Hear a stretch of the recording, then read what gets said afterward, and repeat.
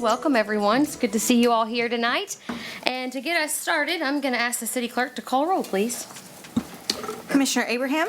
Present. Commissioner McElroy? Present. Commissioner Watkins? Present. Commissioner Wilson? Present. Mayor Harless? Present.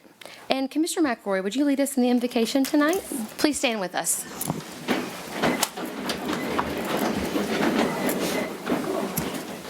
Our dear Heavenly Father, we thank you for the gift of life itself. We thank you for this time of year when we approach spring and we see signs of new life and all that that represents for us. We are so grateful. We're thankful for our country, for our freedoms, for good health. We pray for protection as this virus invades the world, that you would protect people and help doctors and nurses find cures. Father, we're thankful for our community where we can enjoy life and do life together. We're thankful for so many people that love our community, and we pray that as we do business together for the best of our community, that you will help us to be respectful and kind and loving to one another, and that all that is said and done here will be for your glory. In Jesus' name we pray. Amen. Amen. And please stay standing and join us in the Pledge of Allegiance. I pledge allegiance to the flag of the United States of America and to the republic for which it stands, one nation, under God, indivisible, with liberty and justice for all. Thank you all. You may be seated. City Manager, are there any additions or deletions to the agenda tonight? Yes, Madam Mayor, I do have one addition. It'd be a municipal order authorizing a memorandum of understanding for Sprocket.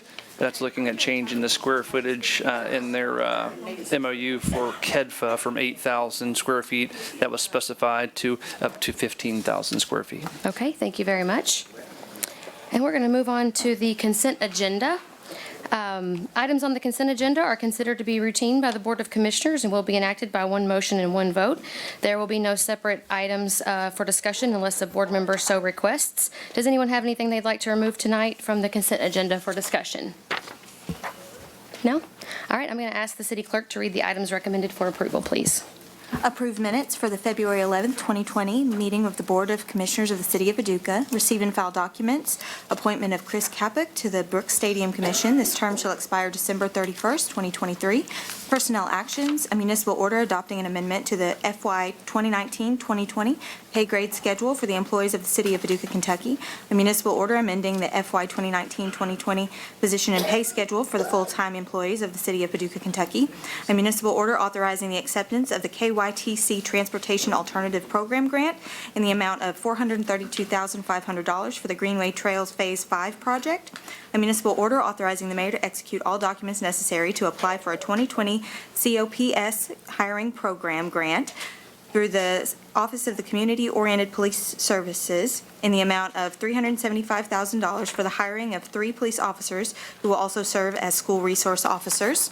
A municipal order authorizing the mayor to execute a FY 2019 Assistance to Firefighters Matching Grant application and all documents necessary through the Department of Homeland Security Federal Emergency Management Agency in the amount of $34,200 to be used for the Paducah Fire Department.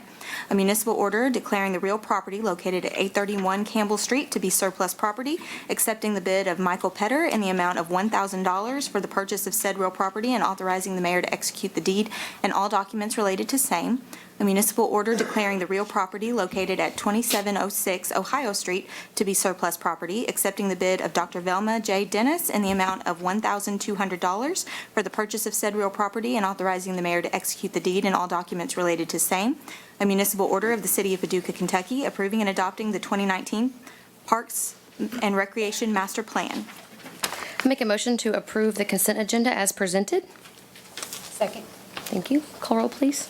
Commissioner Abraham? Aye. Commissioner McElroy? Aye. Commissioner Watkins? Aye. Commissioner Wilson? Aye. Mayor Harless? Aye. And before we move on, I want to say congratulations to Chris Kapik. Did he make it? All right. And congratulations to Brooks Stadium for adding some more manpower to your board. Thank you for all that you do. Thanks, Chris, for serving on the board. I also want to say congratulations on the Greenway Phase 5 project. That's pretty exciting. Very exciting. To be getting funds for that. And then, of course, the application for the $375,000 grant, fingers crossed, that we will get for our police officers. I really love the school resource program, and I'm looking forward to being able to put that in action for our community. And then also, we've seen recently the Parks Master Plan presentation. It's this big binder right here. If you haven't had a chance to take a look at it, I believe it's on our website and is available for review from the public, but it is now official, and we have adopted it as of tonight. Before we move on, I also want to make sure that all of you who are here to speak have been told and had the opportunity to grab one of these papers. They are outside right by Mr. Chris Kapik. If you want to speak tonight, you must have one of these and fill it out and put it in this box over here. And we will be having public comment moved up tonight, so do that sooner than later if you want to make sure you get a chance to speak tonight. All right, I think I'm going to move on to Commissioner Wilson. I move that a municipal order entitled, "A Municipal Order Accepting the Bid of Remote Tech, Inc. for the Purchase of an Explosive Ordnance Disposal Robot, an amount of $442,064 for use by the Paducah Police Department, and authorizing the mayor to execute a contract for same be adopted." Second. Chief Laird? Mayor, Commission, City Manager, and the great crowd tonight for this. They're all here for you, bud. Appreciate that. That's support. It is. I appreciate the support. First off, I want to say that's a very, very large number that you're seeing for that robot. That is 100% grant funded. There's no city tax dollars being utilized. Nice. A little history on what that's replacing. It's replacing one that is 15 years old. So technology's come a long way in that time period, and the existing one is having a lot of failures. So we utilize this not only here locally, but also in the far western 13 counties. So there's one of 5 bomb squads, and we have one of them here in the state of Kentucky. So we're very fortunate to have those resources available here locally, and then we help out as well when there's issues in the far western part of the state. So like I said, it's 100% grant funded. I'm going to repeat that one more time, 100% grant funded. And You want a standing ovation? Is that what you want? Do you want to share where the grant funds came from? It's a federal Homeland Security grant. We were successful last year, and they replaced all 4 of the what they call bomb suit It's a Kevlar protection. Those were expired, the ones that we had, and they supplied the funding for that at 100% as well. Wow. So in the last 12 months, we've received $600,000 from Kentucky Homeland Security. That's great. Awesome. Thank you for your service. Anyone else have any questions or comments for Chief Laird? Great job. Thank you very much. Thank you. Yeah, I just want Oh. to add to that. Everybody in this room, we'd like to thank you guys for paying federal income taxes so we could do this for our guys. We appreciate that.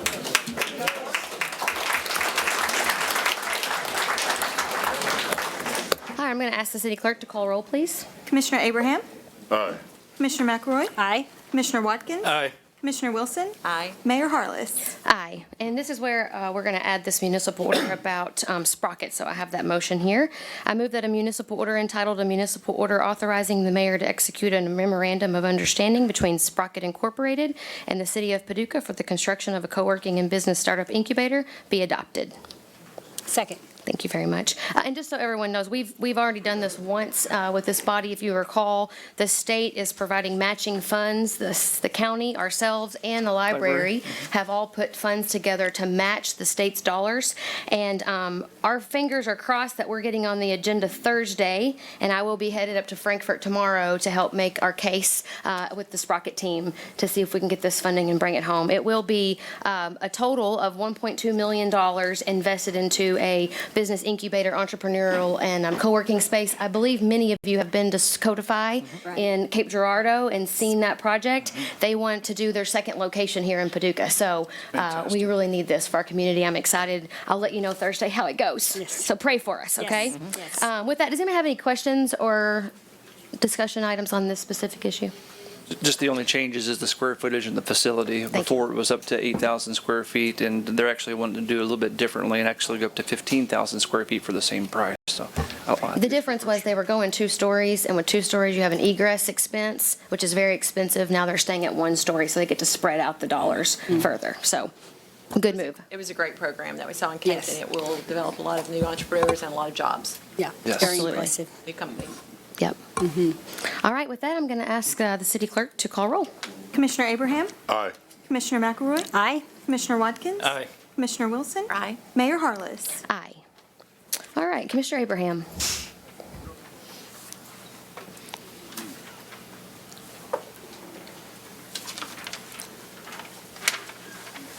I move that a resolution entitled, "A Resolution of the City of Paducah, Kentucky in support of postponing the request for bids for the construction of a municipal sports and recreational facility to March of 2021 be adopted."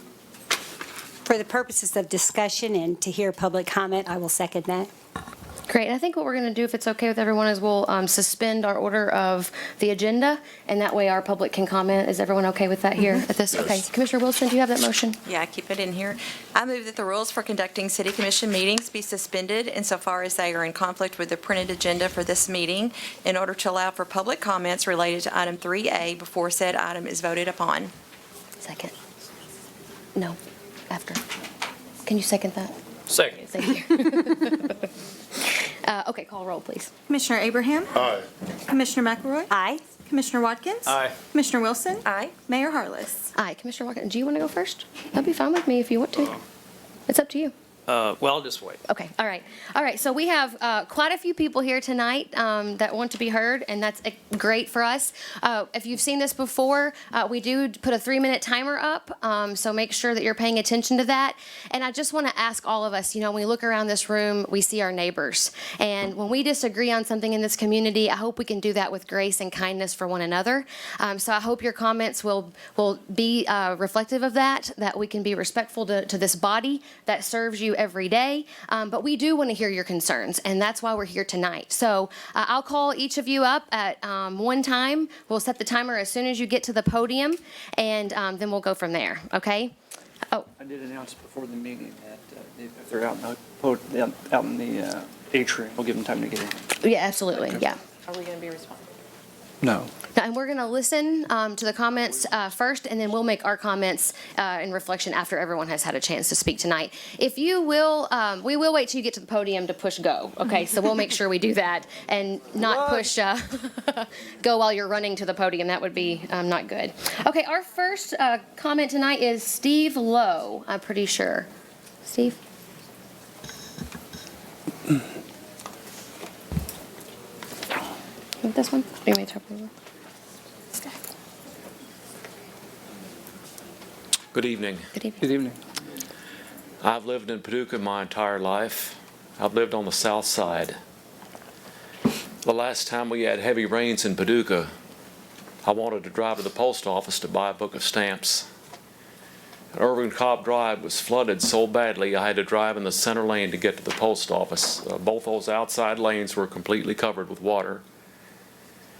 I can't understand why the city wants to spend millions of dollars on an aquatic center when we have issues with our sewer system that are causing flooding. It's been a concern for a lot of people. Thank you. Thank you very much.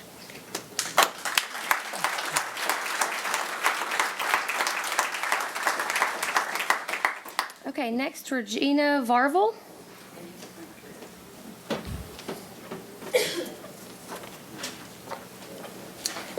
Good evening. Thank you for this opportunity. I appreciate it.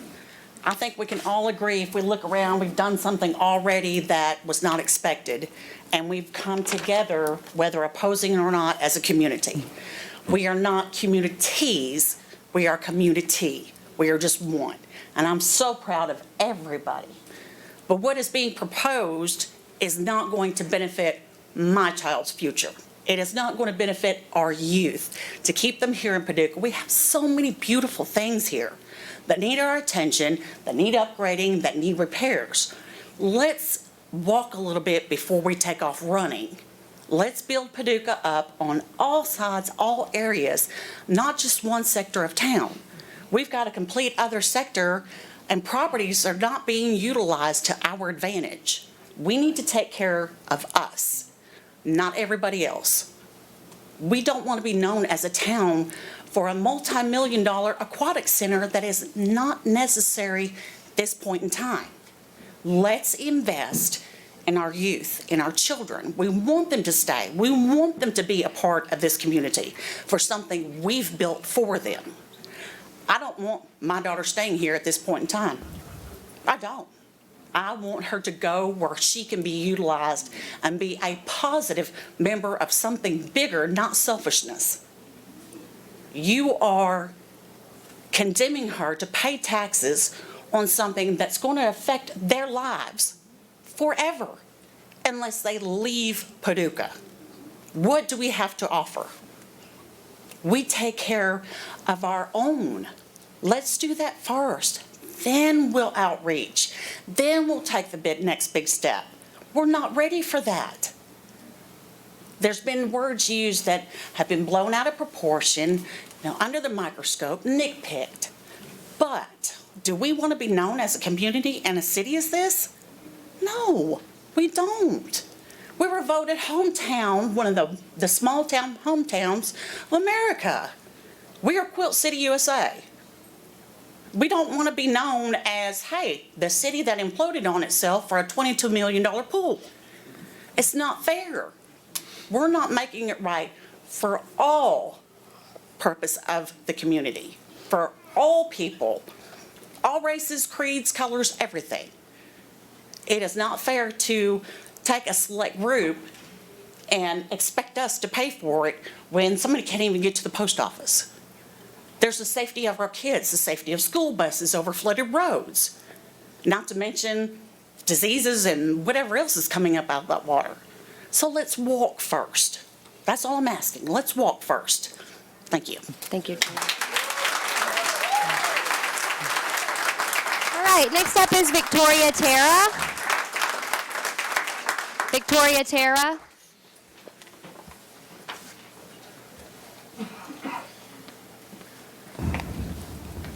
Good evening, Commissioners, Mayor, City Manager. We live in a very diverse community. And personally, I'm not sure that I'm going to use an Olympic-sized swimming pool. But I see the value of this recreation center. So I think we need it. I volunteer up at the hospital, and I see people in need. I see people that are unhealthy, and I think we can do better. I think we need this. We need this for our youth. We need this for our elder community. We need this so that we can attract more economy and income to Paducah. So I really hope you don't put it off for another year. People have wanted this for a really long time. I know that you guys have talked about this for years and years and years. I think its time is now. Thanks. Thank you, Victoria. All right, next up we have, I think it's Samuel Davis. Mr. Davis? Okay.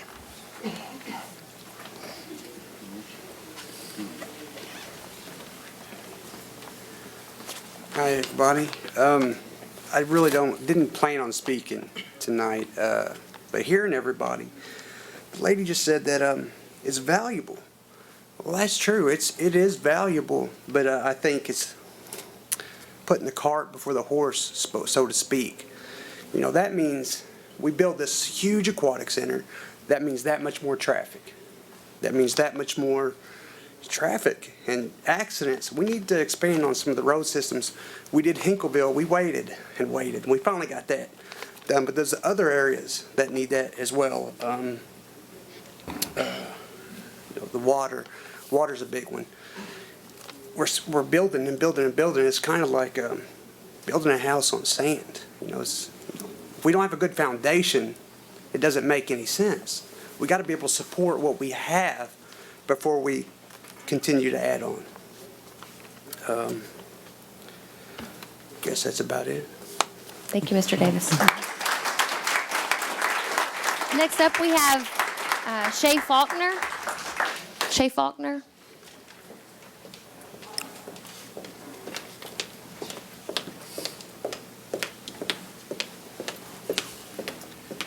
Thank you for allowing me the opportunity to speak.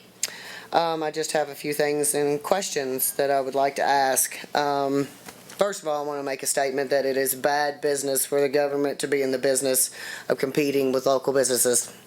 It's bad business. What happens with the bond rate in the next economic downturn? It will happen, and it may be happening now. The Dow was down 2,500 points last week. And can the bond be serviced without a tax increase?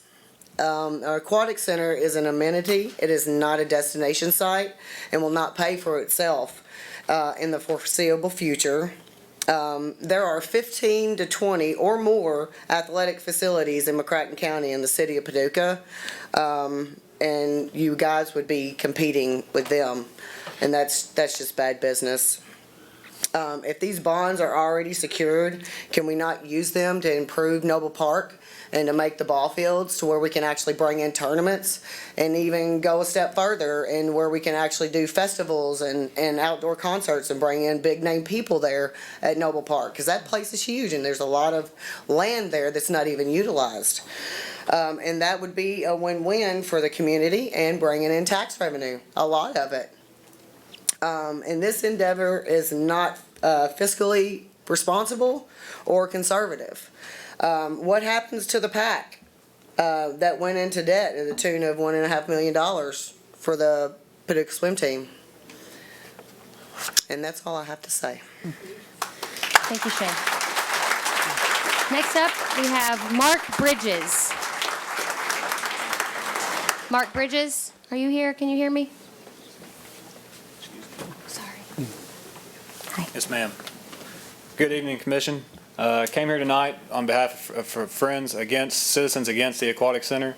I was tasked to speak on the financials of this center and how it may fail. Kind of decided to scrap that tonight. Got a different proposal for you all, something else I'd like to talk about. Anybody can read the financial pro forma on this project. Anybody with any sense can tell that this project is not going to be viable at the 5-year mark like it says. There's plenty of research out there for other similar facilities in similar towns, bigger and smaller, that this has been unsustainable in. So I'm here today to question, why was the other site in Noble Park not selected? I understand there were 4 sites available. The other site could still house an aquatic center while still leaving money left over to work on our ball fields. I propose we push this back a year, bring everyone to the table that should have been from the start. Our health partners from the 2 big hospitals, other health partners from the Orthopedic Institute, our private donors, people like the X-Down Foundation, should have been brought in on this project from the very beginning. And we could have probably done something unique in this town that we haven't done since I've been alive, 28 years old. We haven't done a whole lot of updates to Parks and Rec. If we would have brought in private, if we're going to do this much, $22 million off bond money to commit to Parks and Recreation, we should be bringing all our community partners to the table from the very beginning planning phase. We could have gotten the ball fields done and an aquatic center done all in one go.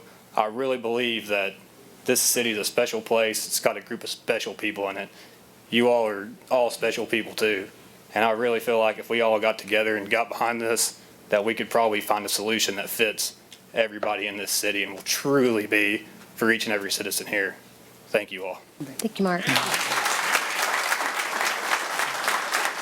Next up, we have Wes Hagan. Wes Hagan. Mayor Harless, City Commissioners, and City Manager. Hello, my name is Wes Hagan with Paducah Athletic Club. I'm representing the citizens of Paducah against the Aquatic Center. I want to shed some light on the truth. A proposed $22 million aquatic center is not what the citizens of Paducah want their hard-earned money, tax money, going towards in this town. A poll done by WPSD showed that nearly 75% of the people did not approve of the aquatic center. The Citizens of Paducah Against the Aquatic Center Facebook page has around 2,500, maybe 3,000 likes in just 1 week or less. My small, locally owned family business runs an indoor aquatic center in this town. My revenue comes from the gym business, not the pools. The pools are constantly needing upgrades, upkeep, and money thrown into them. My aquatic center is roughly 10% of my business of 5,000 plus members. In the year 2000, the Paducah swim team, who we would call the Friends of the Park today, came to me with $100,000 to build our aquatic center. At the time, we were going to build 3 indoor tennis courts along with it. The Paducah swim team projected the cost with all their business minds, said that if the total project would be $1.2 million to complete the aquatic and tennis center. The aquatic center would cost $750,000 of the $1.2 million. Sadly, their projections were wrong. The $1.2 million did not even complete the aquatics portion of the project. It ended up costing $1.5 million and no tennis center was ever built. The tennis center dream was squashed due to the ongoing maintenance costs and monthly overhead to run an indoor aquatic center. I stand here today still $1 million in debt due to the aquatic center project. I was told all the revenue, just as you've been told. Learn to swim classes, master swimming's birthday party swim meets, all the swim memberships that you're going to get from this pool would more than pay for itself. We already have an aquatic center here in Paducah, Kentucky. Why can't we take a small portion of your $22 million, since it's not up to Dr. Patel's standards, and improve upon this town something that we already have in place? If you build another aquatic center in this town, we will be in direct competition. Our business already has enough competition in this town from the private sector. This adds further competition, possibly shutting down some of the current local gym businesses. I support for postponing the bidding of this aquatic center to March of 2021. Postponing the bidding would be beneficial to all involved. It would give the Friends of the Park time to get some solid funds together. It would give time for the dust to settle on all the speculation and difficulties that may be caused. Slowing down this process would allow the bond funds to be invested while we wait and perhaps bring money in this process. Rushing into something this huge is never, not ever in order. Slowing down the bidding date is a win-win. And a year within the federal regulations required for bond money. Thank you. Thank you, Wes.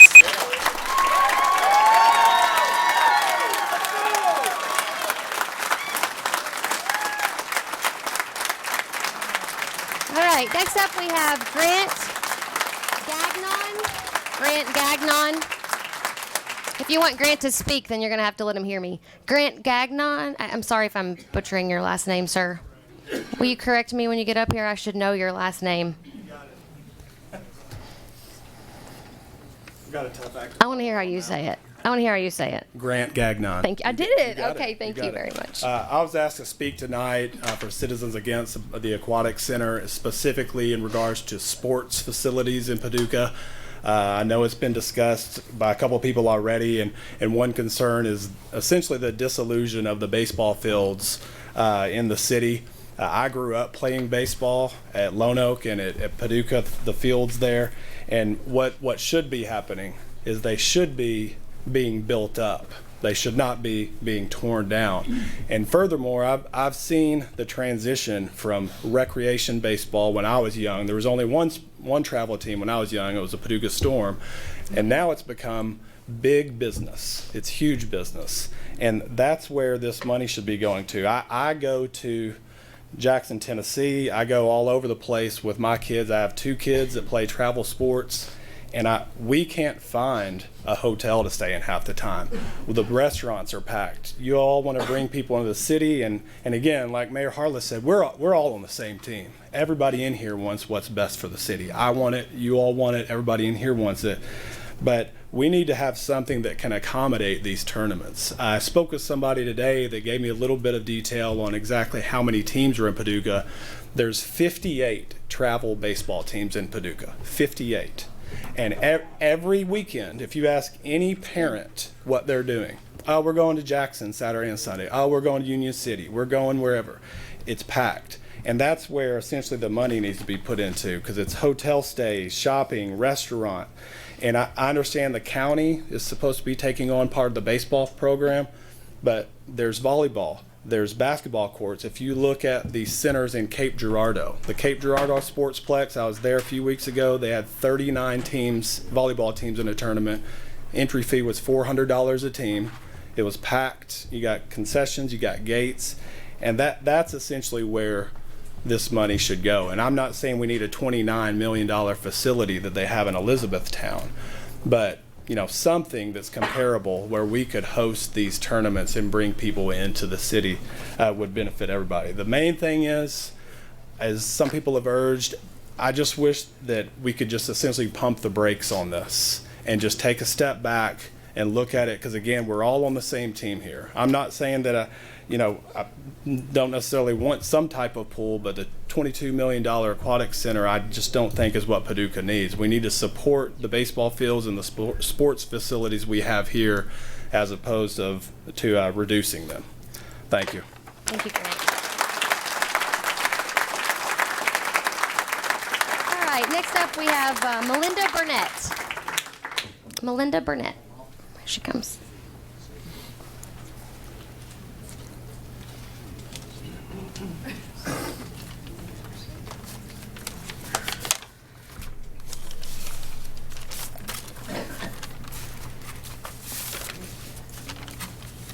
Mayor Harless, City Commissioners. Pull the mic over a little closer to you so people can hear it home. Thank you for this opportunity to speak. My name is Melinda Burnett. I've lived in Paducah for 32 years, and I suggest pumping the brakes. Nothing more than that. We are aware that there is a stormwater infrastructure plan in place. We're fully aware of that. I feel that that plan, though, has been of less urgency than the Wellness and Aquatic Center. With me stand people who are forced to miss work, family outings, planned commitments, and even more. This is due to having to protect their homes from water that's coming inside. That makes me emotional. I encourage you to just allow more time to hear from your constituents directly, instead of relying on surveyors who do not know our independent catastrophes. They can't see inside our homes. They're asked to come out, They see what's out there. I know that they don't go to all the homes that are having trouble. I know so many people who struggle with this. At one point, Carson Park, the apartments right by Carson Park, the whole bottom of it just flooded. It was ridiculous. And I mean, we had to fix everything. I can't tell you what that cost, so I'm not going to pretend like I know. But I do know that that made a big mess. And quite honestly, I think that it made those apartments not as appealing to others. This stormwater issue has been a problem for years. It didn't happen overnight. You all inherited it. I can't help but question now. Why speed up a project originally planned on a 5-year timeline? Why put it on a fast track to have it on a 1-year timeline? Why is it that fixing our stormwater infrastructure is not considered a win priority of the highest importance? Why spend valuable time discussing, implementing, and fast-tracking the Wellness Center instead of spending that time working on the urgent needs of our flooding issues? Why not focus on what's already broken? That's why I plead to you, Mrs. Mayor and City Commissioners, to postpone the bidding of the Aquatic Center until March of 2021. I truly feel it would be beneficial to just hear everyone out. And a year is within the federal regulations. Thank you very much. Thank you so much. Pam Matlock. Pam Matlock. Pam, are you in the room? Yeah. I thought that was louder than this. I'm sorry. Is that your timer going off? It's on the TV outside that's delayed. Oh, got it. All right, she's ready. I'm Pam Matlock. I'm a downtown Paducah resident, retired teacher at Paducah Middle School, and a coach swimming at Paducah Tillman. I was the education coordinator at Murray State Paducah campus. I'm married to a retired Paducah policeman, Bill Matlock, and our daughter BJ swam for the United States Naval Academy after 13 years swimming for Paducah swim team. I think it's because of these experiences that I'm so passionate about this facility. I wanted to share a little history with you tonight. Over 20 years ago, the Paducah City Commission appointed a task force to explore options for an indoor recreational complex featuring aquatics. I chaired that task force. Steve Irwin, Mark Thompson served on it.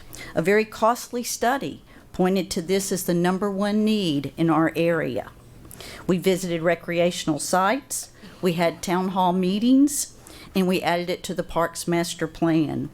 And during the past 20 years, we funded more studies. We've looked at more research, and they all continue to support this as a top priority. We don't need more studies. We don't need more time. We need an aquatics wellness center. A little more history. In the late 80s through 2000, Paducah Swim Team offered a swim fest at the Executive Inn. It was in January. It was always a success, but this was not a regulation-sized pool. There weren't many indoor facilities. We brought 500 to 600 swimmers every year to this facility. Commissioner Abraham used to come. He sang the national anthem. He knocked the roof off the national anthem. It was an exciting time to be. It was an exciting time to be there. Sadly, all those swim dollars that came to town have gone on to other places with municipal aquatic centers. We need to remember that there's a history here. It's not just you guys who have inherited this. This facility is about wellness. It's not just about swim teams. There's a therapy pool with zero entry for those who have mobility problems. There's a multi-purpose gym for basketball, volleyball, pickleball. There's a recreational play area with a slide, great place for birthday parties. There's a rock wall for climbing, an elevated track to walk around. There's even indoor bathrooms for those of us who like to go to the Noble Park and walk around. This is strategically located across from the Oscar Cross Center. It's easily accessible to I-24, the Patch Route, walking from our neighborhoods, walking along the Greenway Trail. I envision school buses sitting on that parking lot, bringing kids here to learn to swim, teaching them about active lifestyles, active minds, active bodies. This facility is a statement. Thank you. Thank you, Pam. All right, next up, we have Nick Warren. Is Nick Warren here? Sorry, didn't hear you. It's okay, I'll keep saying it twice. Don't worry about it. Nick Warren, 1935 Jefferson, lived in Paducah 74 years. Commissioner Abraham, one thing, if we do a delay and it's successful, we're talking about infrastructure upgrades, please do not forget emergency 911. Between the stormwater, which is projected at $47 to $50 million to upgrade, we've got a deficiency in our 911 that is been projected between 12 and 14 million. We've got a lot of infrastructure issues to deal with. Last 2 weeks ago, we saw what the damage can be when we have electronic data subject to invasion. And if we ever have that with our 911, imagine the catastrophes we have. Do not forget that Paducah, Kentucky is in a designated earthquake area. So we have a dire need. Just please add that on to, I just want to enter that into the record tonight, that 911, I've talked to some of the county leaders, they're waiting for you to partnership with them to address this, and it needs to be. One other thing, just in closing, I've lived here a long time, beginning in the 1970s to today, we spent over $100 million on the quality of life issues, from New Baptist Hospital to New Lourdes Hospital, Greenway Trail, to Four Rivers Center. We have spent a tremendous amount of money, both public and private, in upgrading our quality of life. And I certainly am not embarrassed by my quality of life in my city. Thank you. All right, next up, Iftikhar Chaudhry. Iftikhar?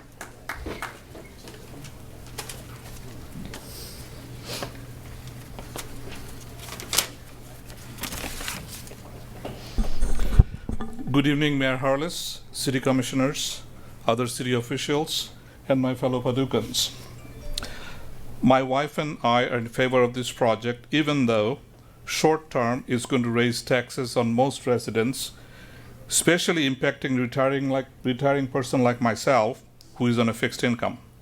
But longer term, it will hold down our taxes because investments like this that improves the quality of life in our community will draw newcomers and employers here. It will also retain younger residents that now live here but can move to better places. This will increase our tax base, thus keep our long-term taxes lower. The policy of not improving the city just to avoid higher immediate tax hikes has killed and continues to kill, drip by drip, many small cities all over our country. Just do a research on that. How many cities are dying? I do not see that rationale to delay the project just because we have an election coming up. If every long-term development project was treated that way, we would be a has-been city and would have died with the death of USAC. We elected you and expect you to do what is right for the city, instead of deferring tough decisions on the next election cycle. This is not a political discussion. This is the discussion about the future of our city. This is about what kind of city we want to leave for our children and grandchildren. Thus, I urge all of you here to consider the long-term implication of this project and support its implementation as planned now. And yes, we can do other essential projects. We can talk and chew gum at the same time, especially if we want to survive. Thank you. Thank you. Mr. Ron Ward?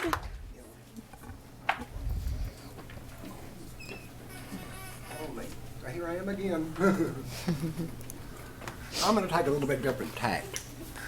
I agree that the pool should be put on hold for a year. I think you should study it. I think there's other alternatives. For example, Cape has had a pool for 40 years, a bubble. Well, the bubble's ran out, but they've been looking at another pool, but money's a problem even for Cape. So they're probably looking at capping their pool at $10 million, $6 million from the city and $4 million from the school system. And then, another alternative, which many cities are doing because of money problems, is they're putting, if you're just going to put on a pool, putting a bubble over the existing pool. I've done some research. That's maybe $2-3 million. You've got, is that an Olympic-sized pool out there? I don't know. It's a big pool, bigger than the pool that's going to be in the aquatic center that you just spent, over $1 million on a few years ago. I'm just throwing out some ideas. That's an alternative there to sit back and think about. And then I'm going to go on to the sport facilities. You've been looking at E-Town, but that's out of your range, $29 million. For example, now Hopkinsville just built an indoor sportsplex, which is attached to their convention center. It's on this end, the convention center is in the center, and then they're building a new Holiday Inn on the other end with a walkway. Well, in the first year, that sportsplex brought in 100,000 people. It cost $5.2 million and 53,000 square feet. It is sponsored by Planters Bank and Jenny Stewart Medical Center. It's already in the first year, break even as far as operating expenses. And then, you're falling behind. If you don't move quick on these sports facilities, you're falling behind everybody else. Madisonville's getting ready to build a 73,000-foot indoor sportsplex. So, I think the thing to do is move on a sportsplex. I don't know where you could put it. Maybe you could tie it to the Holiday Inn and put it down there. I don't know if you could build beyond the flood wall. And then fix up the ballparks you've got.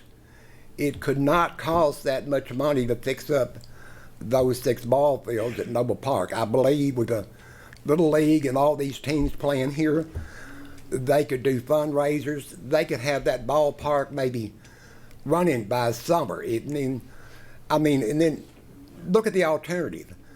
Is the county ever going to come up with the money to do their part with all these programs? Y'all say y'all are cooperating, but the county's sort of going in one direction, and y'all are going in another direction. So these are just some things that I thought I would throw out, the things for thought. Thank you, Ron. Appreciate it. Next up, we have Blair Toller.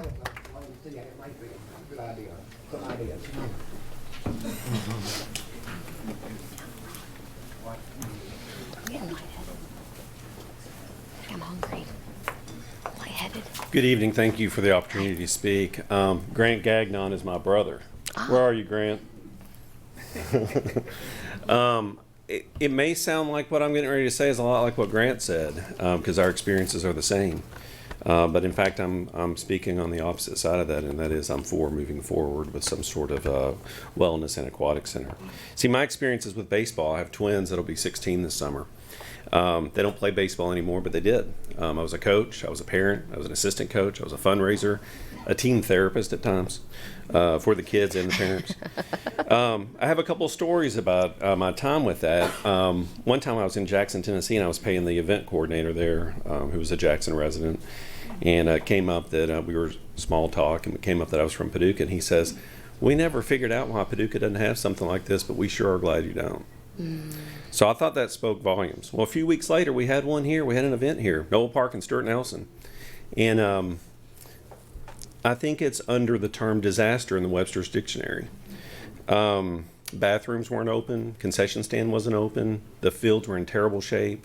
There weren't roofs on the dugout. They were double booked in the morning. The organizers had to relocate games in the morning out to Draftonville. It was awful. And I think the shape of the fields highlighted the need for a new facility, and then it also highlighted the need for better support from our Parks Department to help run these facilities. But you know what? We talk about sports facilities. We can't forget that swimming is a sport too. And swim parents, although I'm not a swim parent, they have the exact same stories that I just told you. Baseball parents, softball parents, soccer parents, swim parents, volleyball parents, they all leave town every single weekend, and they go to these same events. I love analogies. So here's my analogy. We're all children. You're our parents. I'm the 16-year-old child that wants a car. It's your job to tell us what's reasonable. It's your job to tell us what we can afford. It's your job to tell us what's safe. It's your job to tell us what's good for us. We've elected you to make those decisions. We've elected you to do those things. The fact that you've done your research, you've come up with a design, you've approved a design, we're moving forward with that design, tells me that you've got all the answers and you're confident that this can be successful for Paducah. I trust you guys. I trust all of y'all. It is a little bit ironic that it is election season, that we've kind of slowed down on this, and so I hope that these aren't political maneuvers at this point to slow things down that you guys once believed in. So again, back to the swimming complex. Being the children, remember parents, what we asked for. We asked for a place to host swim meets. We asked for a place for swimming. Is the current facility going to do that? It looks like it. It looks like it's going to do a whole lot more. Is it more than we need? I don't know. Is it more than we can afford? I don't know. I'm a 16-year-old. It's your job. Thank you. Thank you, Blair. Yvonne Gray.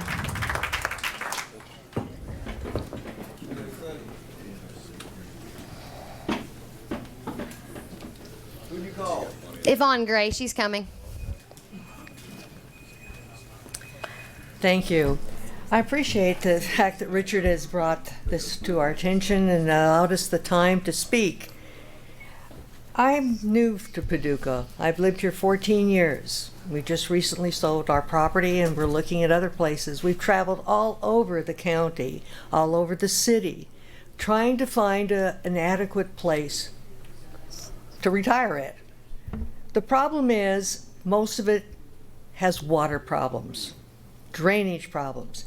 We graduated, my husband and I graduated last year at the academy. One of the first things they said to us was Paducah's sewer system is 100 years old and needs help drastically, immediately.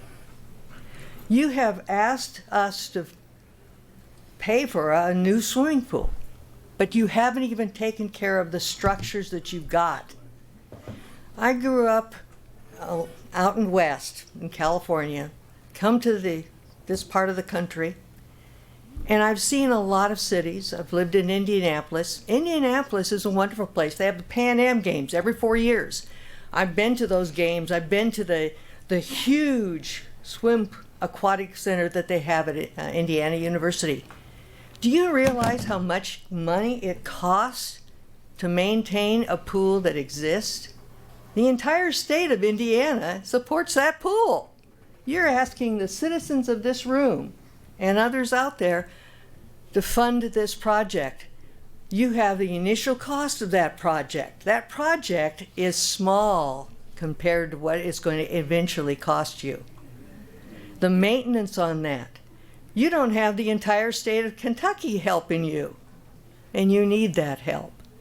If you want an adequate facility, you need to do that first. Get the state behind you. But I am opposed to this at this point because you don't have this entire state. I do believe you have to take care of the structures that you have. You have flooding in this whole area, whether it's Noble Road or going south. It's flooding. You have marshland. I don't want to build or buy a house that's going to flood, and neither should you. Number one, everyone in this room has one thing in common. We all use the sewer system. Thank you.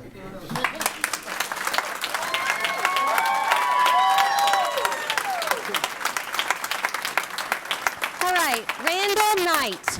Randall Knight, are you in here? Mr. Knight? Yes. All right. Pardon me, I was in the hall. That's okay. My name is Randy Knight, and I appreciate y'all allowing me to speak. Mr. Abraham, Commissioner Abraham, I appreciate you introducing the topic, very much so. I'll just say on the front end, born and raised, and I'm again it. It's just that simple. Paducah has a wonderful park at Noble Park. I can remember swimming there as a small child. Been there for 60 years. great facility. Loved growing up with a facility to go swimming at. And then I remember the Big E before we tore it down, and its pool, which was just right at Olympic size. They claimed it to be. Again, wonderful times, enjoy swimming, have absolutely no desire to see the massive tax increase that I'm anticipating so that others can experience swimming on a different level. And that's what we're talking about. We're talking about an Olympic quality pool, not just an Olympic size pool. You could take Noble Park and turn it into an Olympic size pool with some basic major modifications without having to dig a whole lot of dirt, because it's already there in the ground. Now, that's not Olympic size that we're looking for, or that's what we'd be doing. What we're looking for is an Olympic quality pool where people can train year round when they have their sights set on the Olympics or on major competitions. And that's a real limited number of people who are swimming at that level.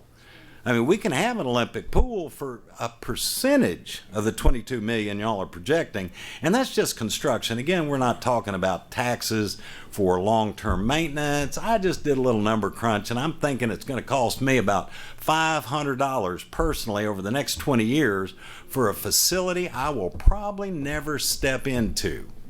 I'm not going to fool myself and say that I'm going to be out there in the Olympic grade pool trying to improve my skills to that level. It's just not going to happen. We've got a lot of other issues. I don't know why this got fast tracked. It's starting to look like some sort of elitist thing against popular sentiment. And that really is what it's starting to look like, because I have talked to a grand sum total of people that I know of, well, actually, I didn't know this person. They were from out of town. But I haven't talked to anybody I know that lives here that is for this. None. I just don't see the finances. I don't see the feasibility. I don't know who this is serving, but it's not me. Thank you, Mr. Knight. Dale Yancey. Dale Yancey. Thank you, Mayor, Commissioners. I wanted to say that I support Commissioner Abraham's proposal, total agreement. I've lived here in Paducah about 12, 13 years. My wife and I, we moved here from New Hampshire, first in the nation primary, but also New Hampshire, as well as all New England, we're known for, we have town meetings. And we discuss this at town meetings, and then we vote on it. I mean, they don't even buy a fire engine without voting on it. And something like this, we would discuss it. We may have 2 or 3 town meetings, and then we'd vote on it. I urge you to put this up for a vote to the citizens of Paducah. That's what I believe. I believe I'm not 16 like he is. I'm not, and I'm an adult. And I also know from everything I've read, this project is not fully funded. And it's not even, it's so poorly planned out that you cannot see where the funds are even going to come from. They're promised a fundraiser here and there with no money even raised yet. And then the fundraising group has the discretion to spend the money any way they want. You don't even have control over whatever funds they raise. So that concerns me. But on top of that, I believe we need to deal with the infrastructure here in the city here to prevent all the flooding. Everybody's spoken on how bad it is, and I'm a little further down so that I don't usually have to worry about flooding. But I do drive into the city and I see the effects of that flooding. I believe that's a major problem and that we need to deal with our infrastructure. Last of all, I hate to see the city engage in competition with local businesses like the PAC. I'm a member of the PAC. I'm a member of Planet Fitness. I swim 4 or 5 days a week, a mile every time. I swam a mile today. But most days I'm in that pool at the PAC, I'm the only one there. And I never see young people learning how to swim. I do see the young people on the swim team there. They're there from 4 to 8 in the evening, and they're swimming, but I don't see other young people learning how to swim. So I'm not against swimming, and I'm not against our swim team. As far as swim meets, we already have swim meets that come to the PAC from all over, from all the schools all over. They come to the PAC for swim meets for 2 days, for the entire weekend, and they spend money, they stay in hotels, everything. So that's already happening. We don't need to build a wellness center for that to happen. They're already coming to the PAC. So I believe that this would be competition with the PAC. As far as wellness center, I see more people getting healthy who've never been to a gym going to Planet Fitness for just $10 a month. So, thank you. Thank you, Dale.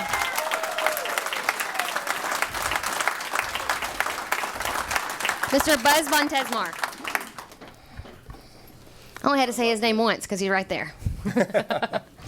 I think thank you for giving me the opportunity to speak, Mayor Harless, council members, and other city leaders. And wow, you guys are awesome. I'm going to leave the storm drain problem alone. I live it on a nightmare basis. My building's on the corner of 25th and Jackson.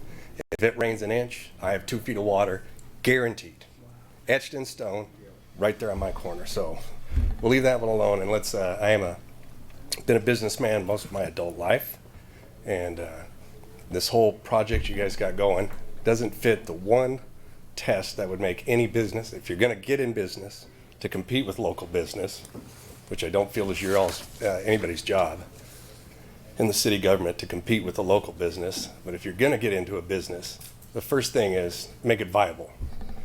Even if you got your $10 million money that's promised, if any one of you could write a business plan, take it to a facility, any bank, and say, here is our plan. This is what we want to do. Not one institution would ever loan you the money for this project. There's no end to it. There's no payback. Every business has to be able to support itself, support the loans, its own infrastructure, have a beginning and end date. None of this exists with your plan. I'm not trying to push it off for another election. I'm not trying to time it out or any of that. But the day you could write a business plan that says, this is our aquatic center, and if you get funds from all these other sources, and you've got a $25 million project, you get $20 million donated to you. And you could write a business plan saying, all we're going to do is throw $5 million at it now. And we have an end date. At this date, we can pay this off. And we're making money. That would be awesome. I'd be for it. But right now, with the current situation which you guys got, it's obscene. It's not one legitimate business person could go to a bank with your guys' proposal, want to be money out of the sky. It's unviable. It's so unviable. And again, I would love to have an aquatic center, but not at my personal expense. At this point, I don't see a single business, somebody in Wisconsin with a mason jar company go, hey, let's pack all our stuff up, pack the business, let's get our families and let's move to Paducah because they got a pool. Where's the business going to come in? I don't see it. It's invisible. And just saying it, that it's going to bring business and it's going to do this and do that, if you repeat it enough times, it still doesn't make it true. So that's my 2 bits worth. Thank you, Buzz. Thank you. Ron Golden. Ron Golden.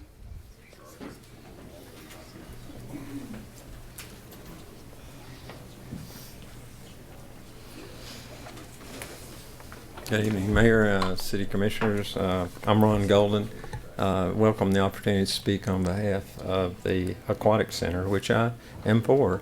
I'm a licensed psychotherapist, specialized in the treatment of families, children, and adolescents. I'm also a lifelong runner, got 50 years experience as a runner, and I'm a retired triathlete. With that resume, obviously, I'm going to talk about the benefits both physically and psychologically of exercise. But I want to make a couple of points before I get into what I want to say and read. Emotion is often driven by misinformation, and I believe I need to clarify a couple things. We've heard a lot of people talk about an Olympic-sized pool. There is nothing in the proposal about an Olympic-sized pool. There's a great difference financially in the cost. This proposal was made at least 20 years ago before this very commission. My wife, Marcia, was the president of the swim club at the time, and she and the board of the Paducah Swim Club offered a sizable amount of money to support it. However, we were told there's a bigger project going on that's more worthy. It was called the Performing Arts Center. Well, we got that now. Okay, I really believe that an aquatic center can benefit families. I Googled a impact of aquatic centers on communities. This morning I found this article written by Mark Owens. I'd like to read some, I'm running out of time, but I'd like to read some excerpts from it. Regardless of the size of the city, amenities that offer recreational opportunities are important to people with an active lifestyle. Aquatic centers are one of the most versatile options for a diverse community. These centers create a sense of place, offer health and wellness opportunities, and have a positive impact on the economy. While swimming is a lifetime sport, a pool alone isn't enough for the modern family. Aquatic centers add additional elements of active and passive recreation, creating a more memorable experience for the whole family. The culmination experience creates a sense of place, a desirable destination for residents and visitors alike. Shared experiences strengthen families and bring a sense of cultural unity and acceptance to diverse communities.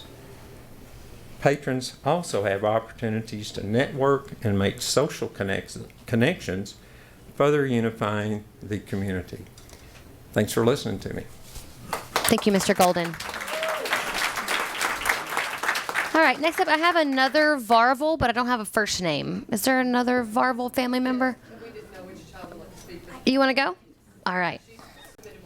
Okay. Hi, thank you for letting me speak. My name is Annie Varvel, and as you can tell, I have wet hair. I just got out of the pool.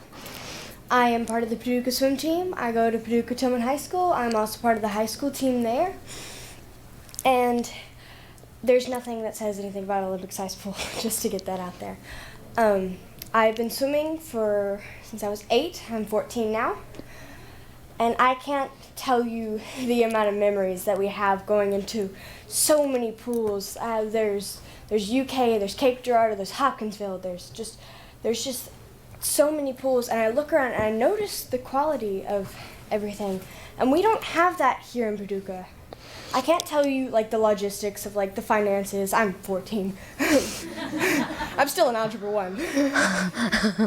So I can't tell you what this is going to cost or how this is going to affect everyone's taxes, but I can tell you how this is going to affect everyone's well-being.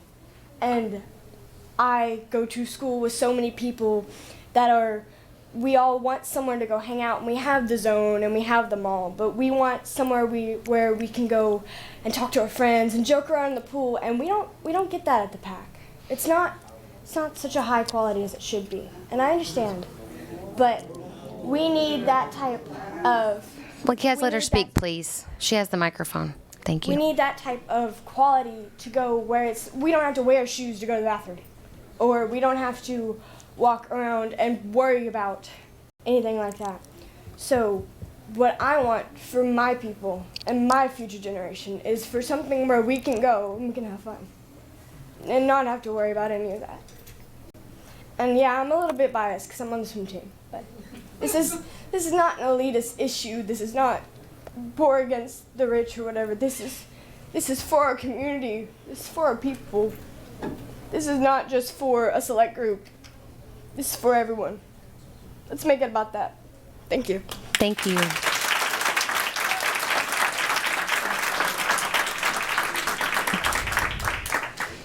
I also have Stephanie Varvel. Are we skipping that one? Are you coming back? No, ma'am. Okay, thank you. All right, David France? Well, I've heard a lot of talk, about the stormwater issues and the benefits of the pool and all that.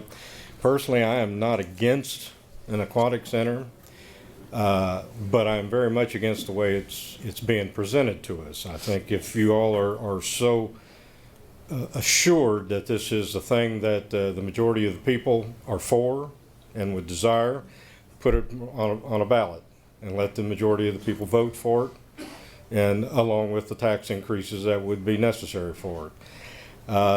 It makes me wonder that you're not so assured that would pass. And if that's the case, then it's not serving the majority of the betterment of the community. I think the city government's first priority is infrastructures, and that is their main job. I disagree with the other gentleman over here. I don't feel myself to be a child and you're the parent. You're a servant that we have voted you into office to do what we feel is the best for this city. And we expect that from you, and of course, remember, elections do come up. But put it on a ballot. If you feel so assured of it, put it on a ballot. Thank you.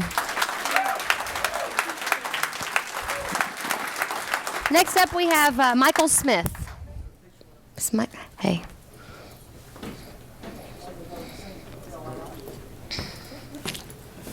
I'm Michael Smith. I've lived here all my life. I've worked for City of Paducah for 23 years. I'm retired from City of Paducah. Some of you know me, some of you don't. Gerald knows me for certain. Does any one of you commissioners or mayor or whoever remember Barkley Park? I do. Okay, there's not very many, but there's a few. It's the same way. I'm going to try to hurry up and get this over with. There's a lot I like to say. Barkley Park was over here on the north side. Had ball fields. Bob Green came here. City of Paducah gave him that property for $1 a year for 99 years. Where's Bob Green? It had 99 years. It's not passed. They tore the place down. The ball fields are gone. No more ball fields. Number 2, Noble Park. They had Funland out there. Does anyone remember what happened to that? Because someone told the city mayors, the mayor commissioners, the insurance, you people have the deep pockets. So if a kid gets hurt out there at the park, who will the lawyers go after? Where's the financials? Who's financially responsible for this swim deal on city property the same way with the park? And my other subject, like I said, I'm trying to get this all in, is the storm water. About 30 years ago, when I was working at the City of Paducah, they came up with this great idea to have joint sewer service. The joint sewer service took over what the city used to do as far as cleaning the sewers and everything and maintaining them and everything. There was a letter of understanding somewhere. I saw it myself with my own 2 eyes. The city had gotten out of that business and turned it over to the JSA. They were the ones who were supposed to take care of this. For 30 years, they have not. Now all of a sudden you have flood water, you have this, you have that, you have whatever. Yes, I will also say one other thing. When you have over 4 inches of rain in less than an hour, this system will not hold. Well, there's not a system anywhere basically that they used to always, we had flooding, but only in certain places with certain deluges of water, of floods. Now it just floods with a half inch of rain. And there are certain places around here that when you see 4 corners, 1 corner is holding water, the other 3 is running, that's either poor maintenance or it's just clogged up. Someone needs to go and repair it. I'm going to shut up and get out of the way. Thank you, Michael. I tried to Good carry to see you. all that. I'm sorry. Thank you. All right, next up we have James Bobick. What is it? Bobick. Oh, sorry. I think I'm doing pretty good so far. Bobick. Thank you for giving us this time to talk about this. I didn't grow up here in Paducah. Obviously, I've got a little bit of an accent compared to everybody else, but the one thing I do have is experience in a white elephant. The community that I grew up in, the small town Hanover Park, Illinois, they decided to have up this community center. Everybody in the community thought it was the best thing since sliced bread. Well, 40 years later, they were still paying for it. The things that were promised along the way to go with this community center, there were ice rinks, tennis courts, a gymnasium that was going to be of good proportion of size to bring people in. They had to downsize all of it. The numbers that were quoted were numbers that were astronomically lower than what they actually turned out to be. They actually had to sell some of the equipment that they were promised to the children of the community who were really looking forward at that time to having an ice skating rink inside that they could use year round. That went by the wayside. Here we're talking about an aquatic center, but it still has the same smell, the same type of reason that goes with it. It still doesn't seem to fit what goes with it. The numbers, I wouldn't trust the numbers at all. And now I'm going to change a little bit. I'm really sorry about this part because I didn't come prepared really. I grew up working with baseball. Baseball was, I could see baseball across the street from my house. I lived half a block away. I coached, I umped, I played, I did all the stuff that goes with it. And if it hadn't have been for that community having 17 acres of baseball fields that were kept up, the community would have been lost. In fact, we almost lost baseball till a group of about 10 of us that grew up with the league came back, made it happen. We got involved, we got back into the enthusiasm, we got back people that had been forgotten about, and we took in everybody. Now, I'm not going to pick on a swim team here, but growing up as a kid, I was on a swim team too. The local park district had a swim team, and you know what? They only took so many kids on the team. Everybody else sat back and had to wait for the results because they didn't have enough. They didn't have enough room either on buses or in pools or whatever they were doing. Not everybody went, but I will tell you this: in baseball, football, hockey, all those sports, everybody plays. You don't sit back on the wayside. You don't sit back and wait for somebody else to come in. You play and you have fun. Now, I was no star, but even through high school, I got a chance to travel and go with the teams. Never in the couple of years I was on the swim team did I ever travel with them. Thank you. Thank you, Mr. Bobick. All right, Matt Baker. Matt Baker, are you in the room or in the hallway? Can someone yell out there for me? Matt Baker? Oh, yeah. Oh, there you are.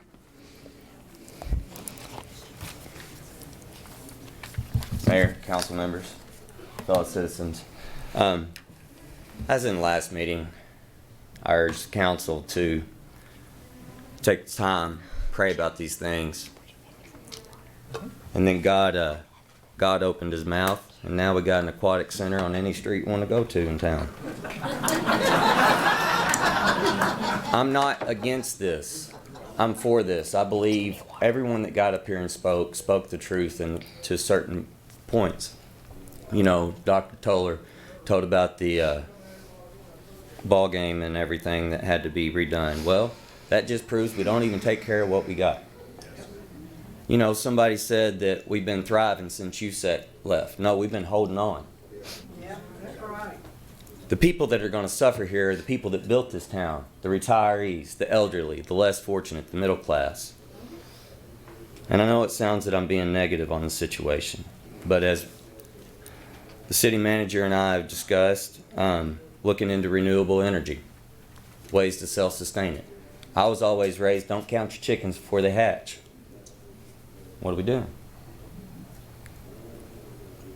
I really want this. I really do. Bless you. I want it for the kids because I grew up on a swim team here. Swimming in the Nautilus, going to whatever pool we had to by any means necessary and getting it done. Thank you. But if we wanted it, we went and got it. Thank you. Nowadays, everybody just wants it. Can't find nobody to work. So how can we keep up what we got? And what kind of contracts do we have to ensure that nobody bails out on us and leaves the pack with $1 million and leaves us with 10? Let's just be real about it. How are we going to connect all these dots from the lower class to the middle class to the upper class to bring this town united so people aren't running here and there trying to catch up from 2 days ago? You know, we need something to bring our kids back. I want my kid to stay. But I don't want her to stay in a town that doesn't work together. And that's all I'm asking, is for us to work together. If somebody's leaving the county, that's still Paducah. Let's call, hey, is this going to affect your business? We're a town of, used to have that. It used to be here. Paducah, welcome to used to. You know, and I don't want it to be like that. The Friends of the Park have put in a lot of hard work, and I applaud them, and I support them. But I also support anything worth doing takes time and prayer. Please, let's step back, look at all of our priorities, work together, find a common ground, and quit raising taxes, because it's breaking our backs. And we're going to be a town like Cairo, and they're already flooded. That's all I got to say. God bless.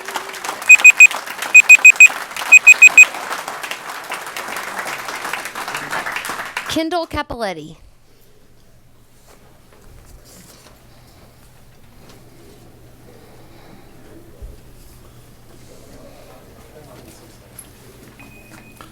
Thank you, Madam Mayor, Commissioners. I'm here because I see another shim bridge. I don't want to see another shim bridge. We lost $900,000 on the last land that we purchased for wanting to put up ball fields, soccer fields, fishing lakes. It's crazy. We have floods in our town. I live on a hill. I don't get flooded, but I drive through it, and I pay taxes in this town, and I vote in this town.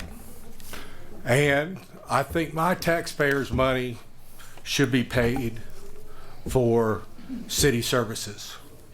You want to raise my taxes to give the police a raise, firemen a raise, all for it. I don't want my taxes raised for Aquatic Center. The government is not in the Aquatic Center business. This gentleman, Wes Hagan, is. Individual. Paducah swim team, they want to swim in the pool. There's plenty of money in this town. They can get together.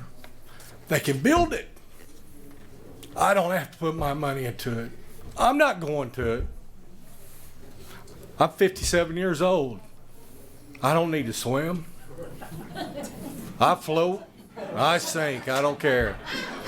You know, I got out of the Army in '92, and I've been up in baseball, softball, and volleyball ever since.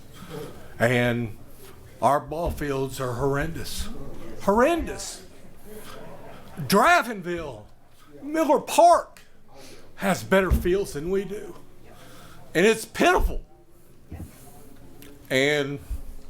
But again, you get government and business, it's going to shit. Excuse my language. Sorry. It is, you know.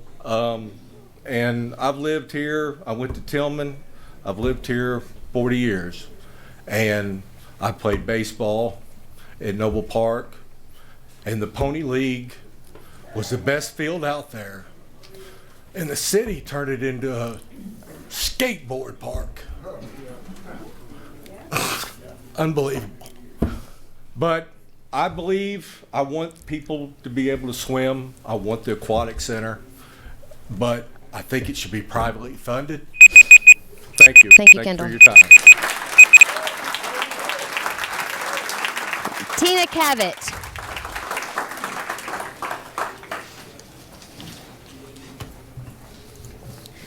Hello, my name's Tina. I was born and raised here, and I'm against the pool. I don't understand why we got the little guy here that he could give him some money and he could repair the pool, make it suitable for the swim team. I mean, I don't know anybody when I was younger, that was on the swim team. I work at a hotel we were literally swimming in not too long ago at Days Inn. And we had national news over it, and I mean, it made the town look bad. My boss was upset about it. We shouldn't have to. We've got jobs leaving here. We don't have, people can't even afford to go to this new place. I mean, I'm having to work, I work all the time, and I see that people don't want to, work their jobs and stuff, and a lot of people don't have jobs to even go to this place in the pool. And taxation is theft, period. And I just believe that people do not want this at all. Everybody I've talked to. I mean, I went to school with Brenda's daughter, and she's not even here. She doesn't even live in this town. She's working somewhere out of town. Everybody I went to school with does not live here anymore. There's nothing here. And we don't need this. We don't need more government telling us just help the little guy. Just repair that pool. I'm not against having something shiny and new, but it's not going to help none of us. And I mean, I really wish that people would take the time and not just jump into things.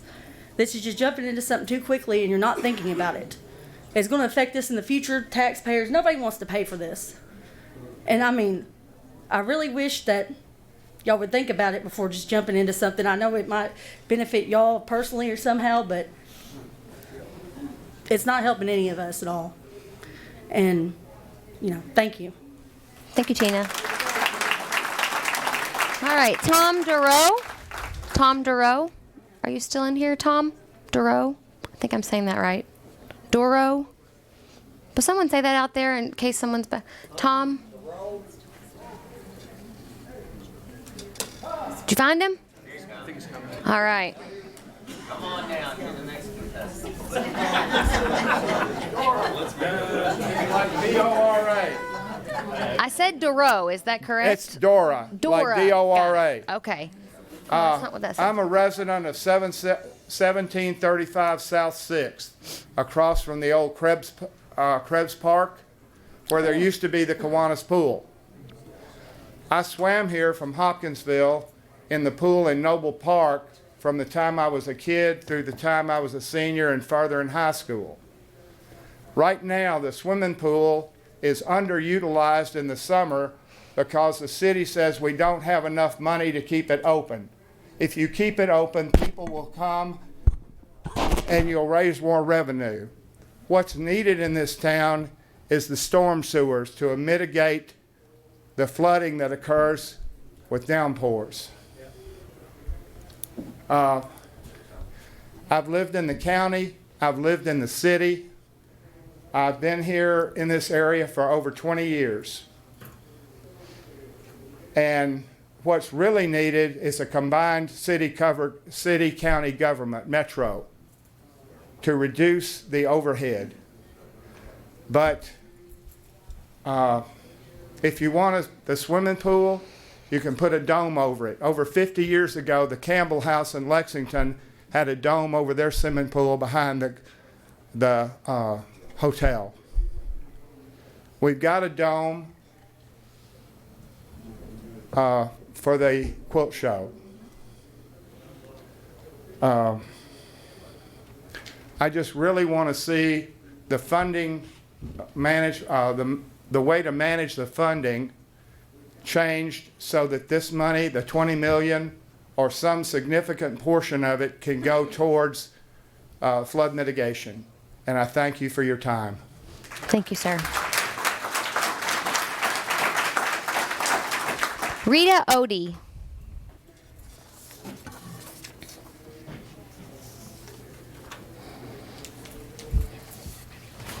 First of all, I grew up in Paducah, and we didn't have to be entertained. We made our own. Well, it's the truth. And the senior citizens, I live in a senior citizen complex, and most of them don't have enough money. We can't pay any more taxes on our cars because we only have a limited income. And it would be better to take this money and repave all the streets in Paducah that need it.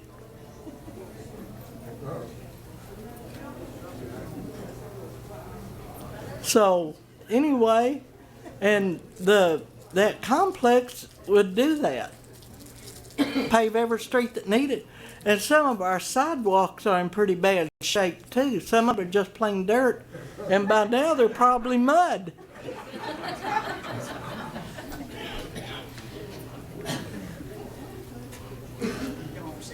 So that's all I got to say. Thank you, ma'am.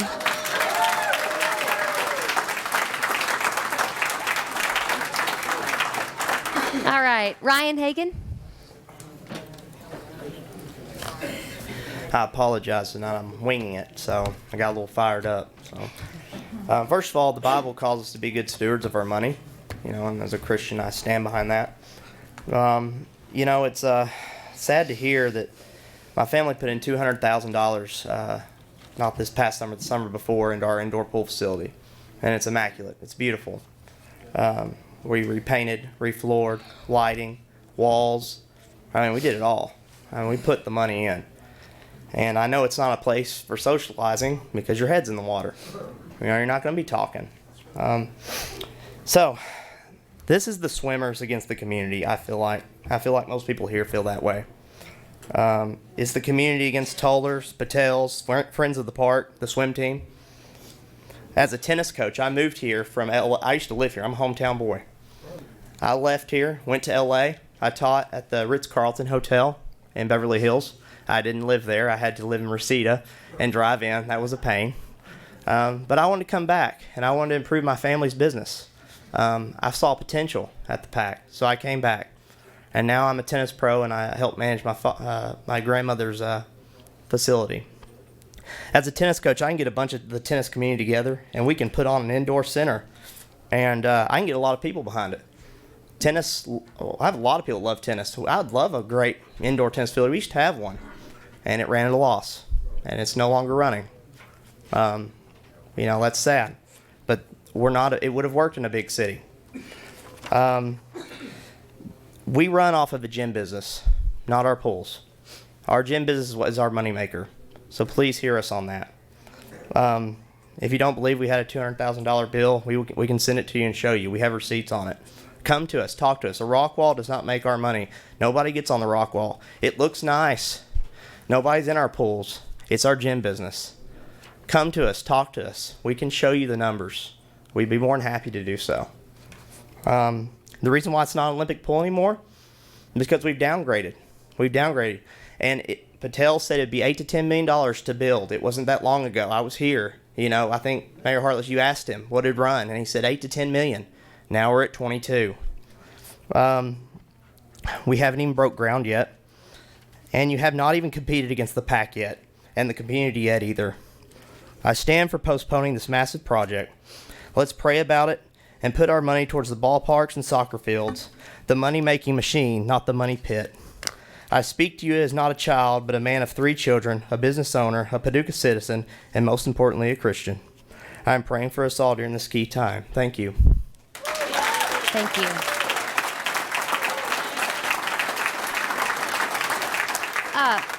Mr. Ursani, are you here to speak about this issue specifically? Okay, good. All right, come on up.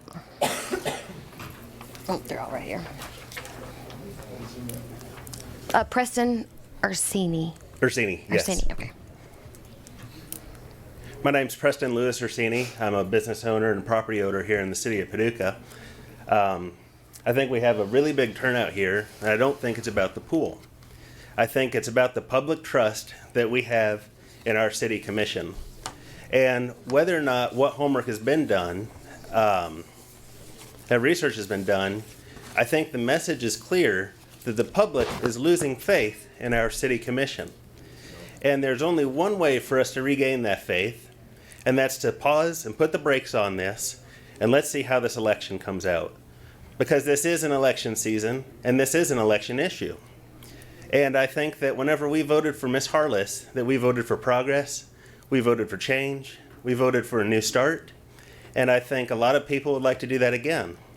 But I don't know that that's going to be possible if this is what we're going to move. I think the message today, if we had to have one message from everybody, if we don't put the brakes on this, is that it's you're all fired. Thank you, sir.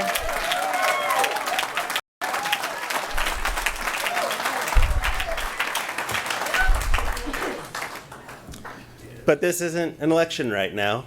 This is a review. And right now you guys are failing. And so what we would like to see is a change, just a small pause. And I'd like to give us a little bit more time to review the homework that you guys have done, to review the research that you guys have done and to see what it is that we can do to come together as a community. Because right now, we're being split apart. I don't think that it's Mr. Abraham pulling us apart, though. No, it's you. I don't know that it's me. I want to see us come together as a community. I'd like to see all the incumbents still here next time around. I think that I want to see us all pull together. I think Mr. Abraham would do a good job of that because he's done one thing tonight, and that's pull the community together.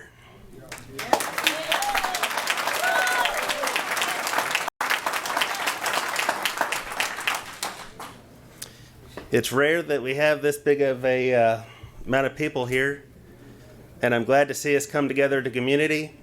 And there's one thing, you know, there's a lot of people are building their resume right now, building this place, and there's going to be a plaque on that building, and it might have everybody's name on here, but if it's not us doing it as a community, I'd like to see the next city commission take that plaque down.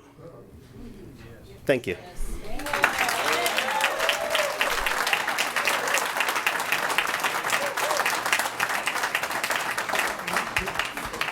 All right, that's the last of our public comment. Does any of the commissioners have anything they'd like to say before we go to vote?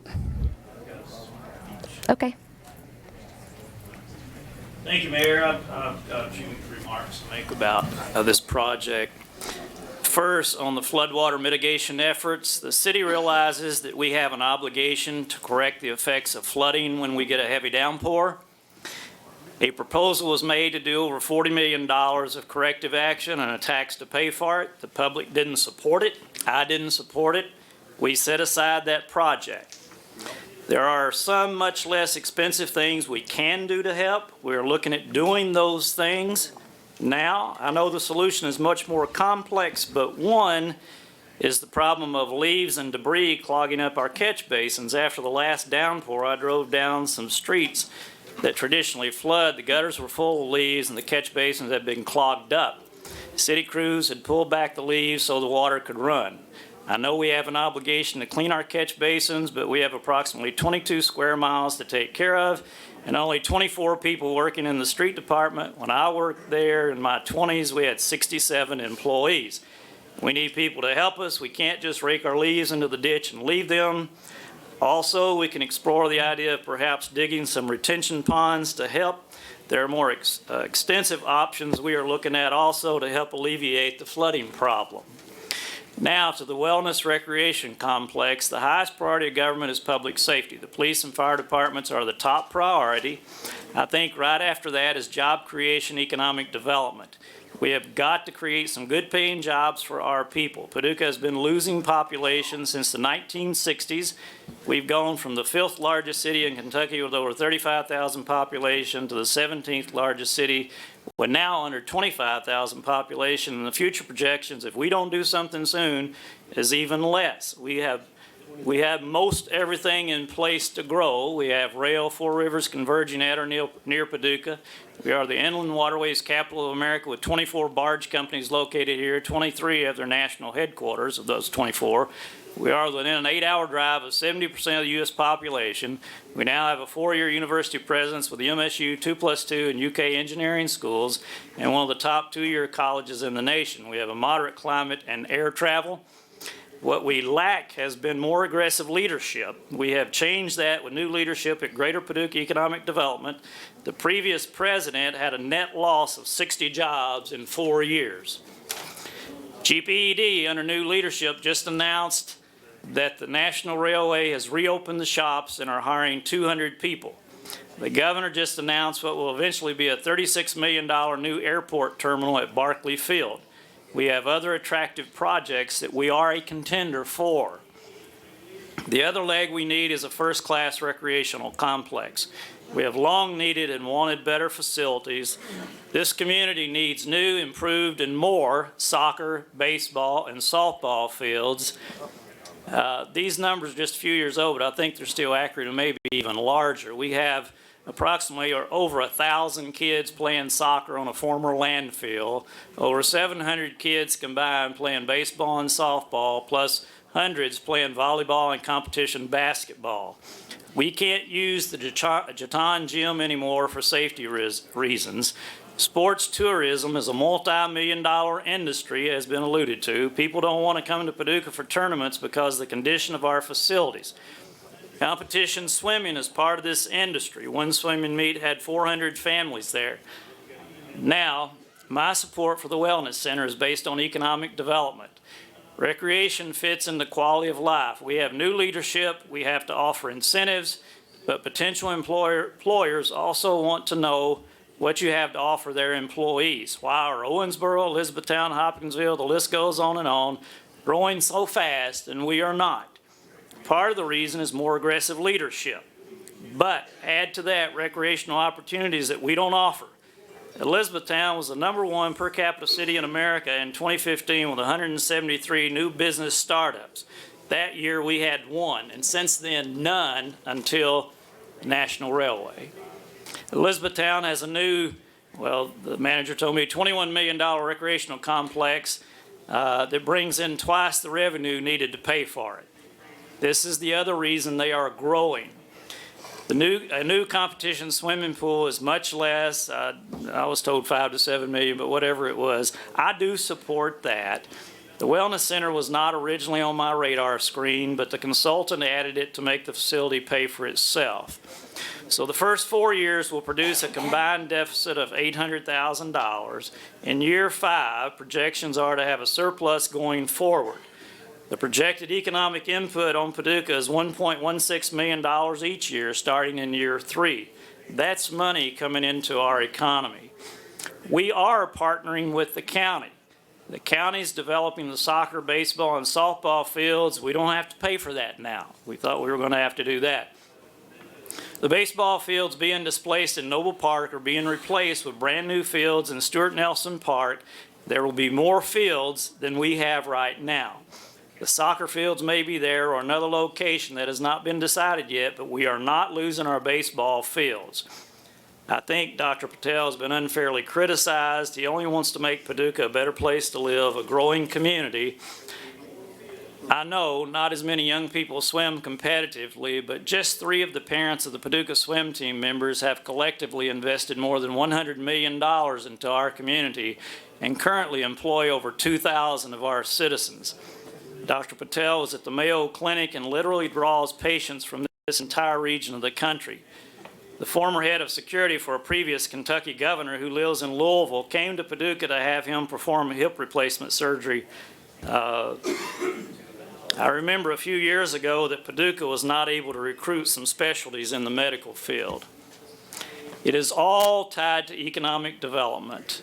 When we had the outdoor ice skating rink, a businessman from Paducah originally employing 25 people, now in Atlanta, Georgia, offered to move his business to Paducah if we would build an indoor ice skating rink. Imagine that if you or your children had no opportunity to pursue your dreams, to do what you like, would you be here?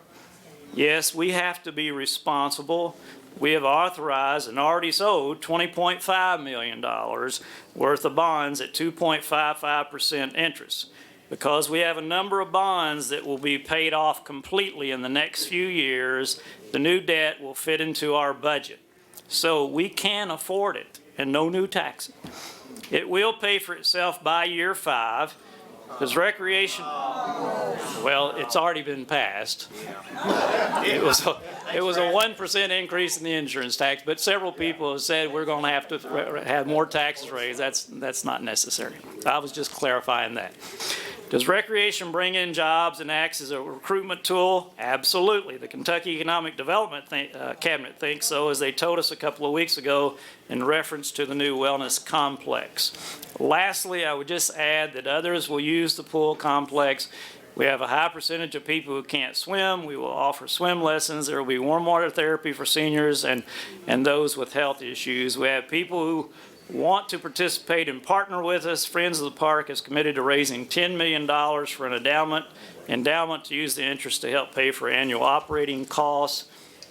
If this community doesn't want this facility, so be it.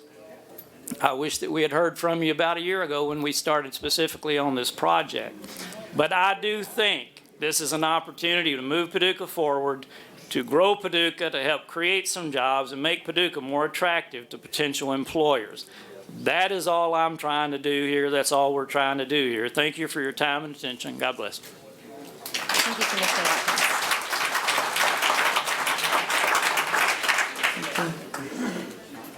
You go. Anyone else? So I'll go after you. Okay. Do you want to go? Yeah, I'll go. Well, first of all, thank you guys for coming. This is the process that we have in this country, and it's great. You got one issue on the table. You got different opinions on each side, and you get a chance to talk about it. You get a chance to ask your questions to the decision makers. So that's a good thing. Always a good thing. A couple of things on some statements made. This is what you hear. You hear a lot that new sports facilities is key to bringing in business to our community. You hear that a lot, not just in Paducah, but you hear that a lot. We were in a meeting not too long ago with our Greater Economic Development head, and he was talking about some companies that had Paducah on the short list, and that's always exciting. And he also had a couple of sheets, and I don't know if you guys kept them, but on one of those sheets was the top 10 reasons companies choose a city or county to relocate, to come. Well, guess what wasn't on there? I mean, I'm looking for it because you hear that a lot. It's not on there. I'll give you a couple examples of the type of things that's on there. Workforce and power rates. Those two were on there. That makes sense to me. So you hear those things and you're like, is that true? So this is a professional that deals in job recruitment. So if that was a huge deal, that would be on there, I'm pretty sure. That was like the top 10. The other thing is, sometimes you have to stop and go back and remember, this was brought up, when I'm looking at this and we had the first reading of the bond, we're gonna sell the bonds and move forward. I've always treated the first and second reading of an ordinance like this. The first one, that's the time when you ask questions and you vet whatever it is that you're going to vote on. You ask questions, you go back, you look, so that when the second reading comes along, you have more information. Now, you can go with what you originally intended, or you can change your mind and look at the scope of something and go that way. Now, understand, you're going to get hit. You're going to take some shots when you do that, because for some reason, if you change your mind, it's like you're wobbling here, right? I don't look at it that way. And that's okay if you take a couple of hits, because, I understand that you're going to get hit, but what do? Do you stop, or do you push and you run through it? So when I'm looking at what we have in front of us, what we have on the table, it's a common sense deal to me. I don't have anything against swimming. I'm a personal trainer. Paducah is like a lot of other places. You can build something and you can hope that it's service. But here's what happens. You know what happens in January after Christmas. Folks I'm going to go. I'm doing it. I'm going to do it. I'm going to start first thing tomorrow. I'm going to start. So just because you build something and you got high hopes, that is not necessarily a motivator to get folks active and to drop that body fat and create lean muscle. I get that. But it is an opportunity to put this on hold. There was a lot of information. There was a lot of things I heard from you guys that you just want to think about. Will it hurt the project? Maybe. Is it worth pumping the brakes on? I think so. Why? Well, it will give the private sector, the Friends of the Park, an extra year to raise funds. all for it, go for it. It would also give us a chance to look at where we are and what we really want to focus on. I've been a component, I've been a very strong champion for softball fields and baseball fields. I know the type of impact they could have on the community, immediate dollars. I remember the incident that the gentleman mentioned at the Stuart Nelson Park when we had that one tournament, and it was horrible. It was really bad. That situation right there, I was embarrassed for my city. That I was, because folks are on the phone and ladies on TV talking about what a dump we have. And I'm like, whoa, that hurts, man. So I know that one athlete will bring at least 3 or 4 people with them. I know that, and they have to stay places. And the last thing I want to say about this is that our location. When you talk about, people talking about Paducah is dying, and you know, we got some struggles, but our quality of people that live here are very smart. Country don't mean dumb, and we live in where we are strategically placed that we didn't have anything to do with. That Commissioner Watkins talked about how you can get to Paducah really, really fast and get out. We get our ball fields up to tournament ready, then those folks can come off the interstate and they're right here. But more importantly, we got the car loaded up. We got the cooler in the back with the beach towels, and everybody wants to go to Florida, and that's fine. I got the money right here, but I'm looking at the back room's leaking. We can't go, guys. We got to wait up a minute. We got to fix the back room. Our infrastructure is in terrible shape. We spent a lot of money for some very smart guys to come in and show us where in our city that we have problems with drainage. Can't stop all flooding. Everybody knows that. But we can identify, we've identified those areas where they are, and there's a few ways to deal with that. As far as postponing it, why do I want to postpone it? I definitely don't want to speed it up. I don't want that to happen. But when you look at the comparison, we are very aggressively moving toward the aquatic center. In my opinion, and I really believe this, we should move that aggressively to repair our stormwater infrastructure. Yeah.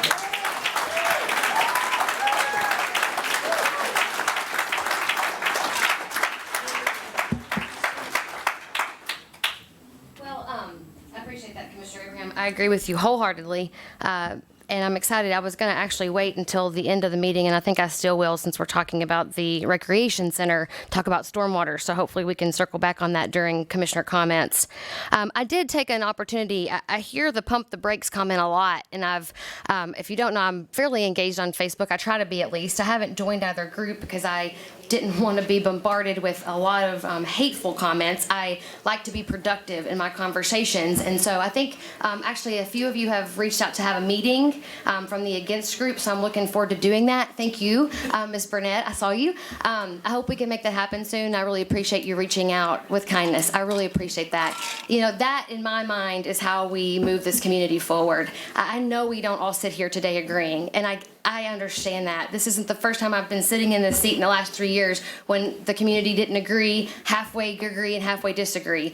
But I think that's the beauty, as Commissioner Abraham mentioned, of our democracy and of what this looks like. I thought I would take a moment, though, if you don't mind, if you'll pull up my my presentation. I put some thoughts together for you about the process, because while, yes, we've had many meetings, and you'll see that in the timeline in a minute, we've had many meetings where we've gone through these lengthy presentations, and we've had the designers and architects here, we've had a lot of people do this. Sometimes I think without context, you know, I thought back to when I wasn't in office, and when I was a citizen living my life trying to make ends meet. And now I realize, wait, I'm still a citizen trying to make ends meet, but now I happen to be sitting in this office too. But I remember thinking, it was hard for me to keep up with what was going on in city government. This is a big city government. We have almost 400 full-time and part-time employees. There are 11 departments in this city government. There's a lot going on all the time. And as a citizen, it's hard to stay informed, and I get that. And so I thought I would just take a moment, if you don't mind, and whether this changes your mind or not, do not hear me. That's not what I'm trying to do. What I want to do is present information to our community, because that matters to me. This decision, I don't make this decision lightly. I just turned 37 years old. I'm yet to have children, and I'm going to be here with my family. And I am thinking about the future of this community more than you probably realize. But I want to show you some of the decision-making points, and I want to show you why I see this project as financially feasible and why I think it's something we can do. And I'm not going to talk about stormwater in this moment, but I want to circle back to that later on in the meeting. So really quickly, I've heard the concern that this project has been rushed. When I took office, and I think Mr. Orsini said this, I was constantly talking about all the things that have been put on the shelf. The plans that had been put on the shelf, the money that had been spent, all of the studies that had been done over the years. And when I took office, I said, you know what? Let's see how many of these plans we can take off the shelf and make happen for our community, because that is the momentum story that I want to be told about my city. So just a few really quick points. I'm not going to go through this whole thing, believe me. And this is on the website, by the way, so you can pull this up on our website if you want to look at it deeper, and there's some links in here. But one of the things I think is interesting, and Miss Pam Metlock, if she's still here, she mentioned this, that I didn't actually know this until today, that the Purchase Area Recreation Center was a group of community members saying in 2002 that we want a facility like this. Back in 1966, and I have that newspaper article, if you want to see it, I've pulled it up multiple times, then the Parks and Recreation Director said we need an indoor facility of some kind. In 2002, this group was put together. I have no idea why it didn't go forward, but it was put in our Parks Master Plan in 2002. Well, fast forward to 2000, and I think it was 12 actually, there was an update done to that master plan. And then in 2018, we started realizing that if we didn't start updating our master plan, we weren't really going to truly know what was going on with our community and what they wanted. So here's an interesting fact for you. When I started looking through all these plans, there were 5 main plans that I looked at when I got elected. The Parks Master Plan was one of them. And I realized as you go through that 2002 plan, you look at all of the accomplishments. The Greenway Trail was in there, updating other parks and I don't remember all the details, but there were so many things done. And the one thing not done was this indoor recreation facility. And so that kind of I started thinking, okay, well, maybe this is something our community still wants. Well, I wasn't okay with just doing that based on 2002 information. I never want to make decisions based on that. So we actually updated our master plan and did, somebody mentioned the validated surveys. Those were city residents who received those surveys. The reason why it's called a validated study is because there's no way we could reach all 25,000 people who live in Paducah with a survey. It's called a statistically significant survey. And there's a mathematical formula. I paid Boston University a bunch of money to have a master's degree in this. There's a mathematical formula that says if you get this much feedback in this population, it will give you a statistically valid result of what people want. So we did that. And we had multiple engagement meetings, and you can see through here all of the time that this conversation has been going on. So I wanted to make sure, and whether you believe this was rushed or not based on this timeline, that's up to you. But I wanted you to at least see all the times that we've been talking about this facility, our priorities. One more thing before I move on. We also have been having strategic planning retreats since I got elected, and we've had 3 of those so far. And the first 2, this body said, yes, we want to focus on sports and recreation. We want to see upgraded fields. We want to see a new indoor facility. We want to see those things. And so this body prioritized that 2 times unanimously, and recently, for the 3rd time, 4-1. So there's been a lot of opportunity. I'm sorry, and I wish that things were different when it comes to you all knowing about this. I would love your feedback, to be honest with you. If we've done this much public engagement, moving forward, how can we make sure that you know that we're having these conversations and having them seriously? The other one I've been hearing is that this is for only a certain group of people. You know, I was the director of the St. Nicholas Family Health Clinic for several years, and that clinic was a clinic that served working people who were not able to afford health care. And it was a passion project for me. I loved working there and serving our community. When we think about this facility, this is not just for one group of people. In my mind, it's for every generation. And I listed a few of these features so you could see that. This is for those families out there with young children who say, I don't have anywhere to take my kids when it's raining outside. Have you ever been to the mall? The CFSB playground? I mean, it is packed all the time. And so it's for young children. It's for our aging population. It's for the entire community. And I think that's a really important part. That has been a goal of this facility since day one. The other one is about the location. And this was actually something that we did not take lightly. The architects led us through a process of deciding where this facility would go based on a lot of demographic data. Was it going to cost us money to buy the land? A lot of those different kinds of issues. And one of the things I wanted to point out on here, if you see that wheel at the bottom, the left wheel, that's actually household income within half a mile of the proposed location. Look at that diversity. That is diversity. That is diversity of income. Look at the right graph to that. The yellow line is the African American population, and the blue line is the white population. This is a diverse location that a lot of different kinds of people in our community can get to within half a mile walk. So we talk about public transportation problems. We talk about people who don't have cars. This is a facility that our community will be able to walk to. The other piece is about baseball. And I'm going to get to this in a few more slides, but we understand that there's a concern. You know, we actually asked the Parks Department to pull the average number of players we've seen on those fields in the last couple years. It was 76 in the last 3 years. But we know that there's a big effort right now to improve and grow Little League baseball. That's really exciting. And the Stuart Nelson facility will be able to house those Little League players as they grow. Paducah Middle School, you might not know, this actually uses these facilities as well. And they have graciously said that they would work with the schedule of construction to make sure that we accommodate them. And they've been very open-minded to that. The financial feasibility piece. From day one,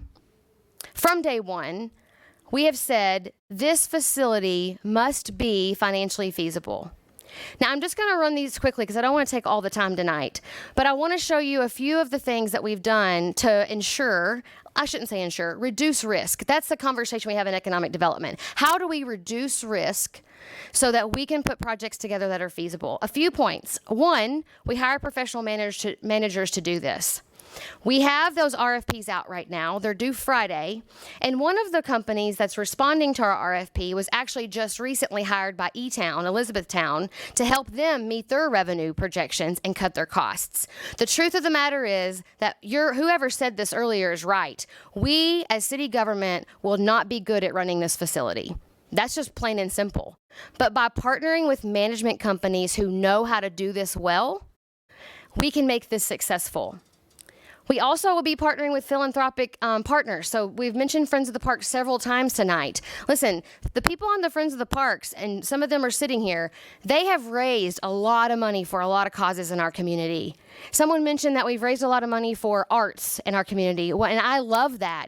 But why can't we raise those philanthropic dollars for sports and recreation also? I know we can. And I know there are people in our community who've wanted to give but didn't want to give to arts and wanted to give to sports and recreation, and now there's a place for them to do that. The other piece of this is to hire experts to plan wisely. You know, one of the things I joke about with Paducah being slow, oftentimes we joke that we're 5 and 10 years behind the world.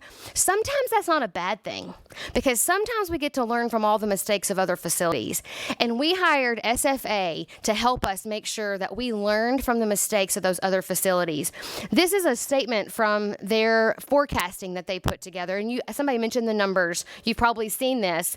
It says this forecast does not rely on unlikely circumstances or unreliable sources of revenue to be achieved. Since SFA aims to create a forecast that is conservative, realistic, and achievable within the goals of the project, utilizing proven metrics and methodology for assessing the feasibility of new facilities. Their resume is absolutely incredible. And the facilities that have been recently mentioned, like Marion and E-Town, are hiring this company to help them make their goals. We started day one with this company. We didn't say, let's go hire them to rescue us. We said, we can't do this without their help, and we want to make sure we do this and make it sustainable. Two more fun, pieces of this. The left chart, and hopefully you probably can't see it that great, but this is a driver for how we're going to pay for these bonds. There has been debt on the books in city government probably since day one. That's how government does projects. Government is able to bond at low interest rates and able to extend terms more than commercial loans are able to do. Our government has quite a bit of debt. We have debt on the convention center. We have debt on the Teletech building. We have debt on the Genova building, by the way. And these were projects way before my time. The good news about that is that debt is getting paid off very soon. And what this chart shows you, and I'd be happy to sit down with you anytime to show you this. I'm not going to go through it in detail right now. But if you look at the third column from the right, okay, that shows you how much funding is freed up over the next 20 years. And the way this has been structured, the bond, is so that as that debt rolls off, it's being used to pay for the recreation center.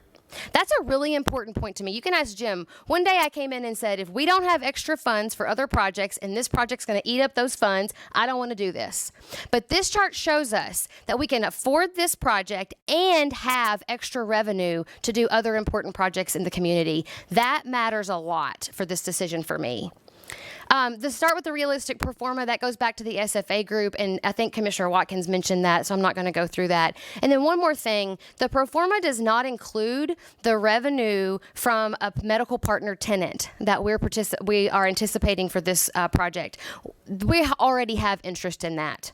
And it's serious interest. And so we're looking forward, as soon as we get the management company on board, to finalizing those agreements. And so you'll be able, someone mentioned public or faith in us, that you'll be able to find that confidence that we're moving forward financially feasible. Affordability for our community members. This is a big one. I would love to see us put a sliding scale together based on income. Right now already there are charitable donations to the Parks Department. You might be thinking about other parks programming we do. There are charitable contributions that help form sponsorships for equipment and programs that our kids now can't afford to do. That will continue and only grow with our partnership with Friends of the Parks. And then this is one of my final slides. This one's really important to me because when we started talking about upgrading our outdoor facilities and we started talking about, as this body, our priority in sports and recreation, we knew that there was no way we could do this on our own. There's no way the city government can do this on our own.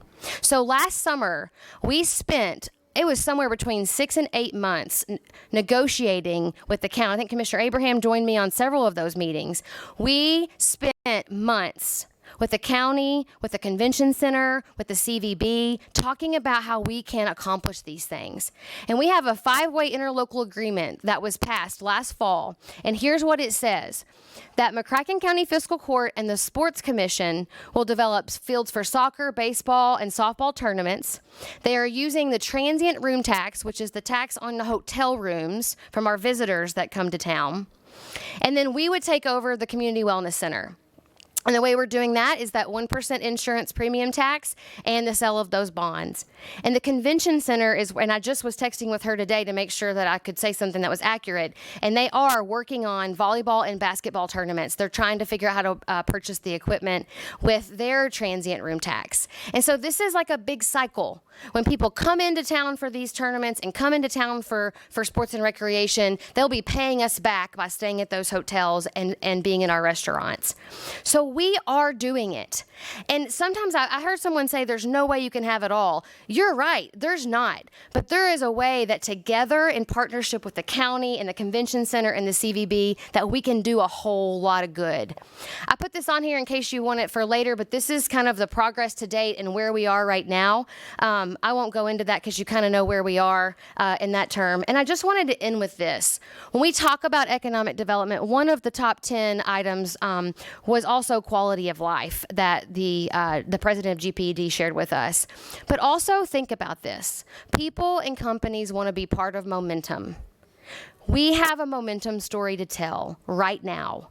We have just announced funding from the FAA and the Department of Transportation for our new airport terminal. We have secured $37 million from the Army Corps to do flood wall rehab.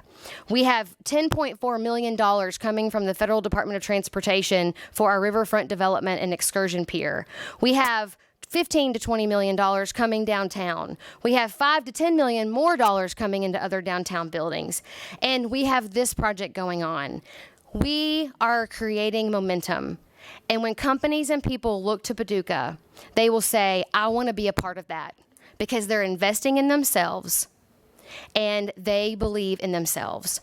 So like I said, I'm not going to touch on stormwater right now, but I do think it is a very important piece, and I want you all to know those facts as well. But since this is the topic on the conversation for now, I thought I would stick with that. Sorry for taking up so much time. Thank you all. You covered a lot of ground. Thank you.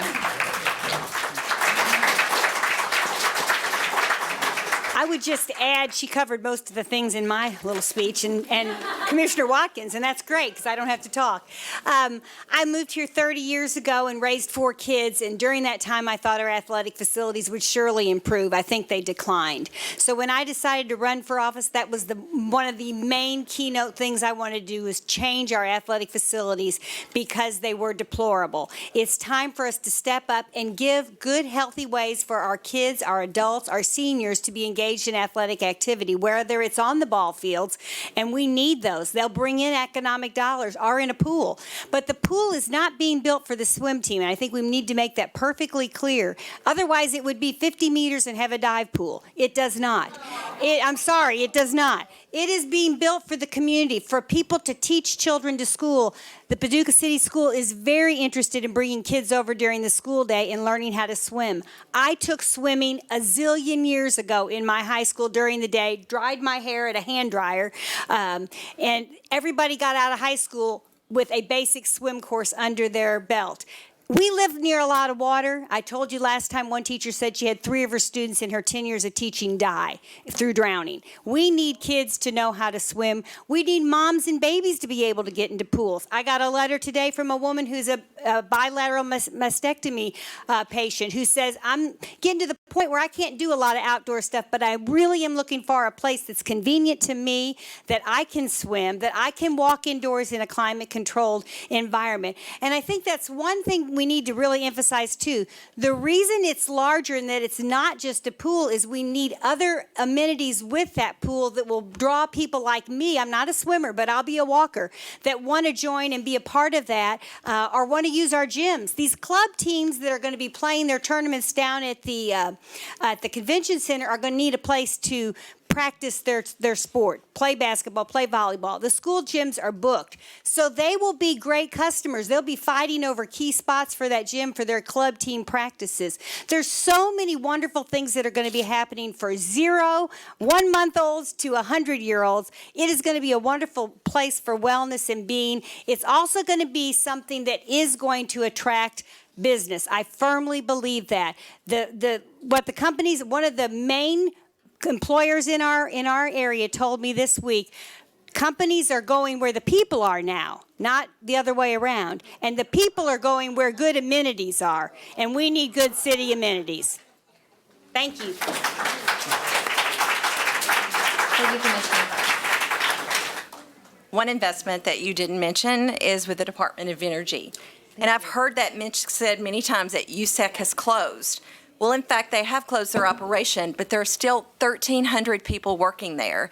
And I guess because I work with DOE a lot, I see that all the time. I know that. They are committed to this community, and they just invested in an additional $40 million above and beyond what they normally allot for the Paducah DOE site. They employ 1,300 people. They are some of our best paying jobs. And so they're very much invested here. They will be here until the expected cleanup date is 2065. There's a lot of land out there that we're working very hard to bring new companies in. The state of Kentucky lifted the nuclear moratorium because we have people trained to work in those jobs. When you talk about workforce, I know you all just made that reaction to what Commissioner McElroy said, but I will tell you 2 weeks ago, we sat in Frankfurt with the Economic Development Cabinet officials who help bring jobs to Kentucky and who are very committed to helping Paducah now. And they said it used to be that employees had to go to where employers are. Now, employers go to where employees are. And you can make the facial expressions to me, but I'm reading to you what they said to us in front of about 50 people, and employees go to where they want to live. And all of this wraps up in that together with quality of life. And I will just say that I think our community should invest in ourselves. We have a lot of other people that want to invest in us. Every time I help judge a youth leadership placement, and the question is, what do our youth want to see in our community? They want to see something that they can do. Many of you who talked about this center talked about places for youth to be. And even if you said that you would never step foot in this place, do you have children? Do you have grandchildren? You have neighbors that probably will.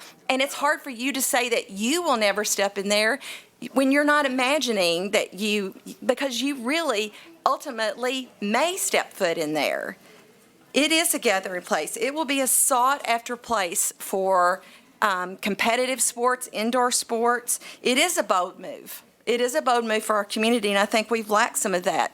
We have done some things that have taken us out of the box, but it comes down to this to me. Do we want to be known as a community who's enthusiastic, who's growing, who's providing services, whose values community investment? And yes, we do. And Wes and Ryan, I pray that there are enough people interested in this that it will overflow, that there will be, both of us will be able to be very, very successful. We're not trying to compete directly with you in your gym business, which is the majority of your business. That's not the focus of this. And I've told you that, Wes, in an email to me. I hope that you can keep your customers so happy that not one of them will want to leave you. I hope that's the case. I don't know. I don't think. I think that's not it. But I'm just saying. It's okay. We've already had public comments. I'm just saying that's. Everyone. I know she addressed you, but I'm sorry. I shouldn't have probably addressed you. I hope and pray that that's. I'm sorry that I addressed you personally. But I hope that will be the case, that everybody will see that they can. We all want to be successful together. So I shouldn't have said you out. That's all. Thank you. Any other comments tonight? No? You ready for a vote? The only thing I would say is that we're not going to put this out to bid till we're ready to put it out to bid. It will go out to bid when it's ready, if that's what we decide to do. All right. Anyone else ready for the vote? Call roll. All right. City Clerk? Commissioner Abraham? Aye. Commissioner McElroy? No. Commissioner Watkins? No. Commissioner Wilson? No. Mayor Harless? No. All right. I don't know if you guys want to stick around. I'll give you a moment to leave if you want to. I know it's been a long night. We have a lot more business to take care of. Thank you all so much for being here.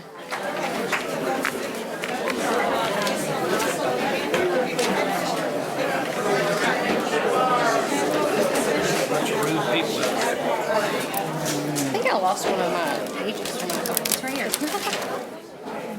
I lost it. So you got those cookies I thought you were I know, I think it probably is, but I couldn't get myself to see it.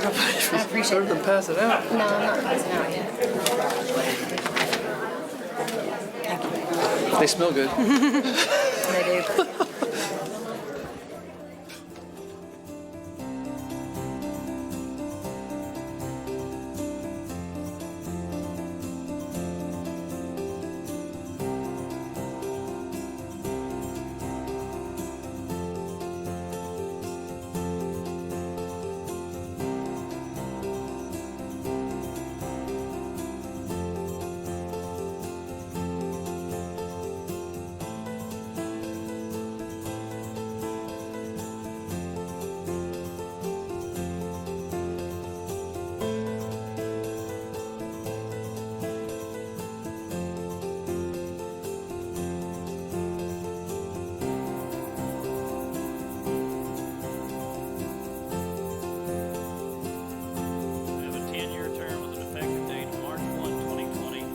This agreement grants a non-exclusive franchise to Comcast of the South to continue to operate and maintain a cable television system within the city of Paducah.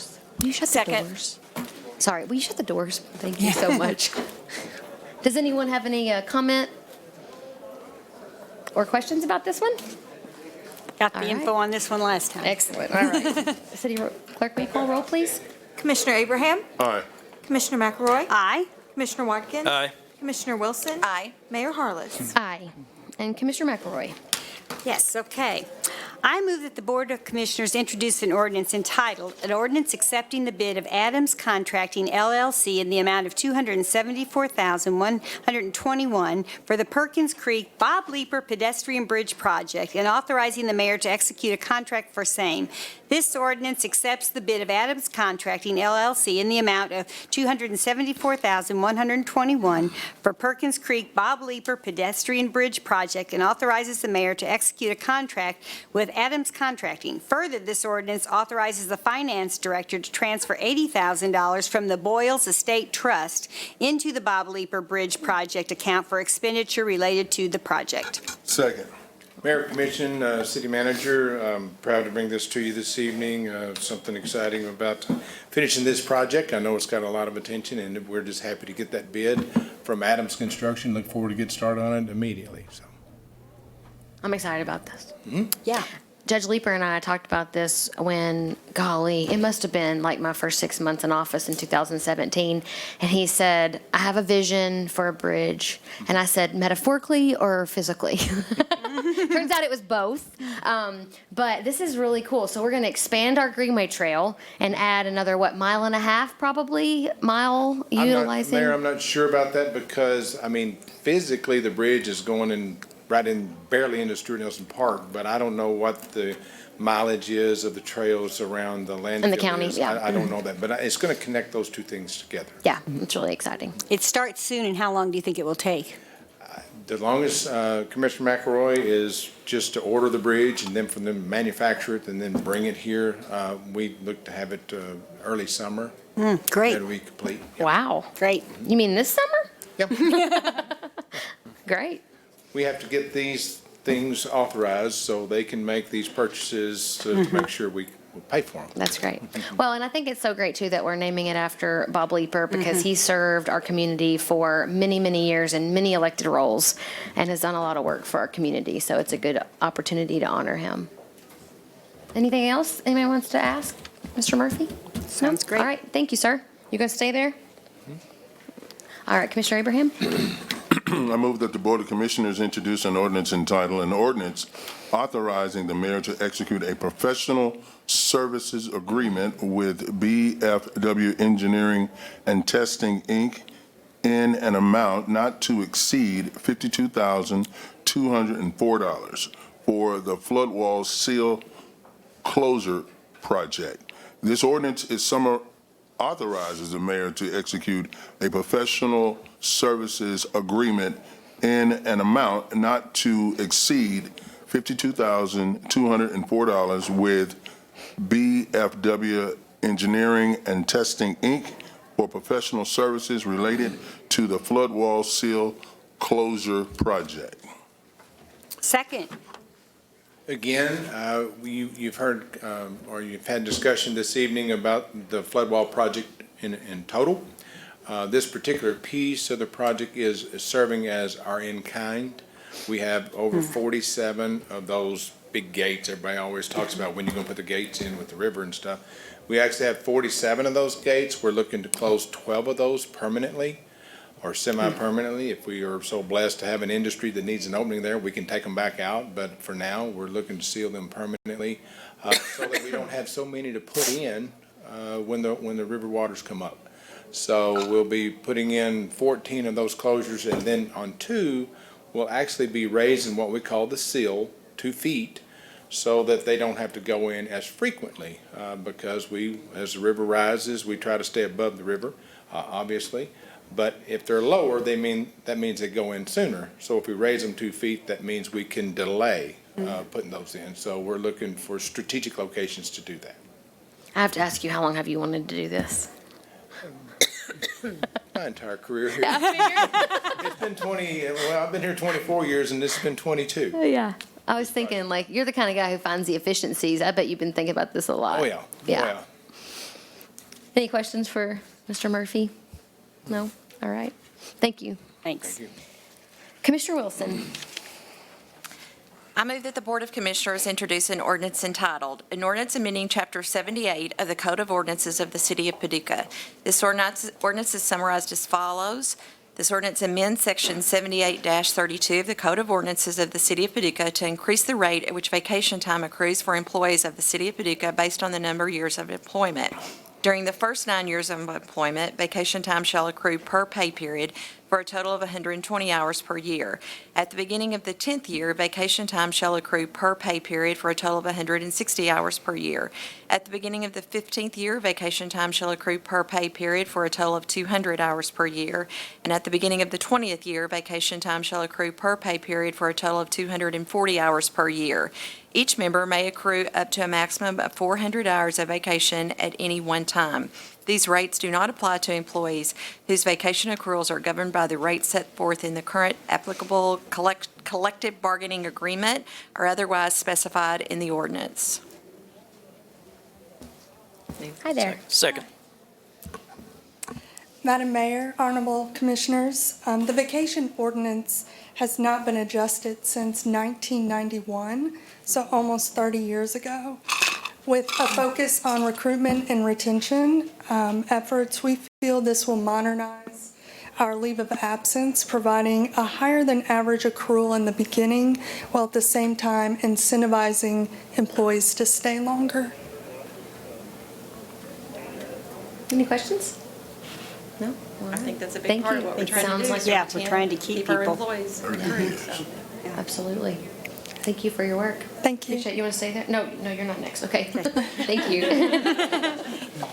All right, Commissioner Watkins. I move that the Board of Commissioners introduce an ordinance entitled, an ordinance amending ordinance number 2019-6-8578 entitled, an ordinance adopting the City of Paducah, Kentucky annual operating budget for the fiscal year July 1, 2019 through June 30th, 2020 by estimating revenues and resources and appropriating funds for the operation of city government. This ordinance is summarized as follows, that the annual budget for the fiscal year beginning July 1, 2019 and ending June 30th, 2020, ordinance number 2019-6-8578 be amended by the following reappropriation. Transfer $1.5 million from the fiscal year 2020 general fund unreserved fund balance to the Build Grant Project DT0050 project account. Yay, I get to second it. Yeah, that's appropriate. City Manager, do you want to make note of this one? But by doing this, it allows us to put the money into play where we can actually use it to expend to complete the project. Excellent. Any questions for the City Manager? This is one of those that we're going to just be hanging on to because it's going to take a while. Yeah. Woof. All right. And moving on, comments from the City Manager tonight. I have none, Madam Mayor. Thank you very much. Any comments from the Commissioners? I did want to take an opportunity. Our audience has left. Most of the audience, sorry. You're still here. I'm so thankful. I love I can call you all by name. I love that you're here. Buzz is taking the front row. I do want to just ask our city manager, I asked him beforehand if he would just give us a quick update on stormwater activity. I think Rick left the room too. But just so that we can start to talk about it more, I think one of the underlying assumptions in our community is that we have put this on the shelf, and that's just not the fact. There are projects going, there are things that we're talking about. We're coming up on a budget season, and in the budget season, we, I think as a commission, need to be thinking about what does that look like for us, what are the opportunities, and we still have funds to expend on stormwater issues right now in this budget year. So I just wanted to ask the city manager to give us an update, if you don't mind. What we're really doing now, Madam Mayor, is going through the maintenance issues, as Commissioner Watkins talked about, making sure that the street teams out there, policing, picking up the unplugging catch basins that may be caught up with leaves and debris. I did have a conversation with Public Works Director Chris Yarber about that just a few weeks ago, making sure when these rains come in that we're ready for that. And he did test that they do watch the weather, and they know the problem areas, and they try to get out there before issues occur. On top of that, talked to Rick also about their operations as far as the money we set aside in the general fund this year for improvements to our stormwater facilities. And himself and Brandy Topper have been working on catch basin replacements, and they're replaced as necessary, throughout the year. Still have more to go on that one. We still have plenty of funds used, available for that as well. I believe there's almost $65,000 left in that line item budget for that. On top of that, we have some major projects. So there's Rick right there. We have some major projects we have coming You don't have to up. come up. We're just talking stormwater. You can listen. I'm just trying to, you can bet you correct don't me know where I'm anything wrong, but yeah, we have some major projects coming up in the future meetings. We have the 24th Street Bridge project that was just actually designed and getting ready for bid. We're hoping to go out and bid mid-March for that project, and hopefully we'll have good bids to come back and bring that back to this commission. We had a project meeting just here this week about where those monies are going to go, what funds we're going to use in the budget, how we're going to pay for the construction of that project. We're also working on the design for the Buckner Street Bridge project as well with BFW. So that's be another stormwater project that's coming. And then we have plans for this next fiscal year, as I talked to John Perkins and Rick about, and Audra down in the finance this week about, based upon the direction from this board at our most recent strategic plan, making sure we emphasize utilization of available funding to do stormwater projects and improvements that we have identified on the books, that type of thing. Had a meeting last week with John Hodges from JSA also about talking about piggybacking our efforts with him as they do their televising, their cleaning, and their inspecting of their lines and what that would look like, and talking about the dollar amount we'll need to set aside to get that program up and running for the next fiscal year, FY21. So something we're looking forward to doing as well. So much to do and more to come. But it is a priority from this board, as you communicated to me, as communicated to the finance team and Rick as well. So we'll prioritize that during the budget. Well, and I just want to take an opportunity to say thank you to Rick, because I know those FEMA funds that came available, you're leveraging those, state funds you're leveraging, and so I think it's just really important to give you credit and your team credit that we might not have, passed a big utility fee last year, but you have been very diligent in working on stormwater. So I want to say thank you for that, for sure. And I look forward to having that conversation in this budget season to figure out what can we do more to make sure. We heard a lot of really sad stories tonight, and I don't necessarily want to be sitting up here to hear those stories in the future. And we know what we need to do, and now it's time to do it. So thank you so much for the update. I appreciate that. You're welcome. Does anyone else have anything to add? One thing you wanted me to add, and I forgot to, but it was brought up tonight a few times about voting. Oh, thank you. Yes. And I forgot to bring that up. Thank But you. we did double check, and my initial Voting perception on with that. the recreation center. Yes, by holding a referendum vote of the people on the indoor aquatic facility, recreation facility, that's not doable in the Commonwealth of Kentucky. I know the gentleman at the podium talked about in New Hampshire, and they had town hall meetings, so on and so forth. Other states do things different ways. In the Commonwealth of Kentucky, that's not a doable thing. What was mentioned was correct. The way that these issues get decided is by this body. Thank you for that clarification. Can we end on a high note? Yeah. I just think yesterday was a really good Wonderful. day. Absolutely. To have Governor Beshear here in less than 3 months of taking office, to bring $5 million to match what we can get from the FAA for $20 million. And we're on really put us on solid ground, gaining momentum to build a new airport terminal, which is desperately needed. If you've been out there, you know that it's outdated. So I think that was great. That whole project started actually from relationships. We were in the process, our community, of trying to get Secretary Elaine Chao here to speak in Paducah and to visit with us. And during those conversations, it came up, why weren't we really applying for that?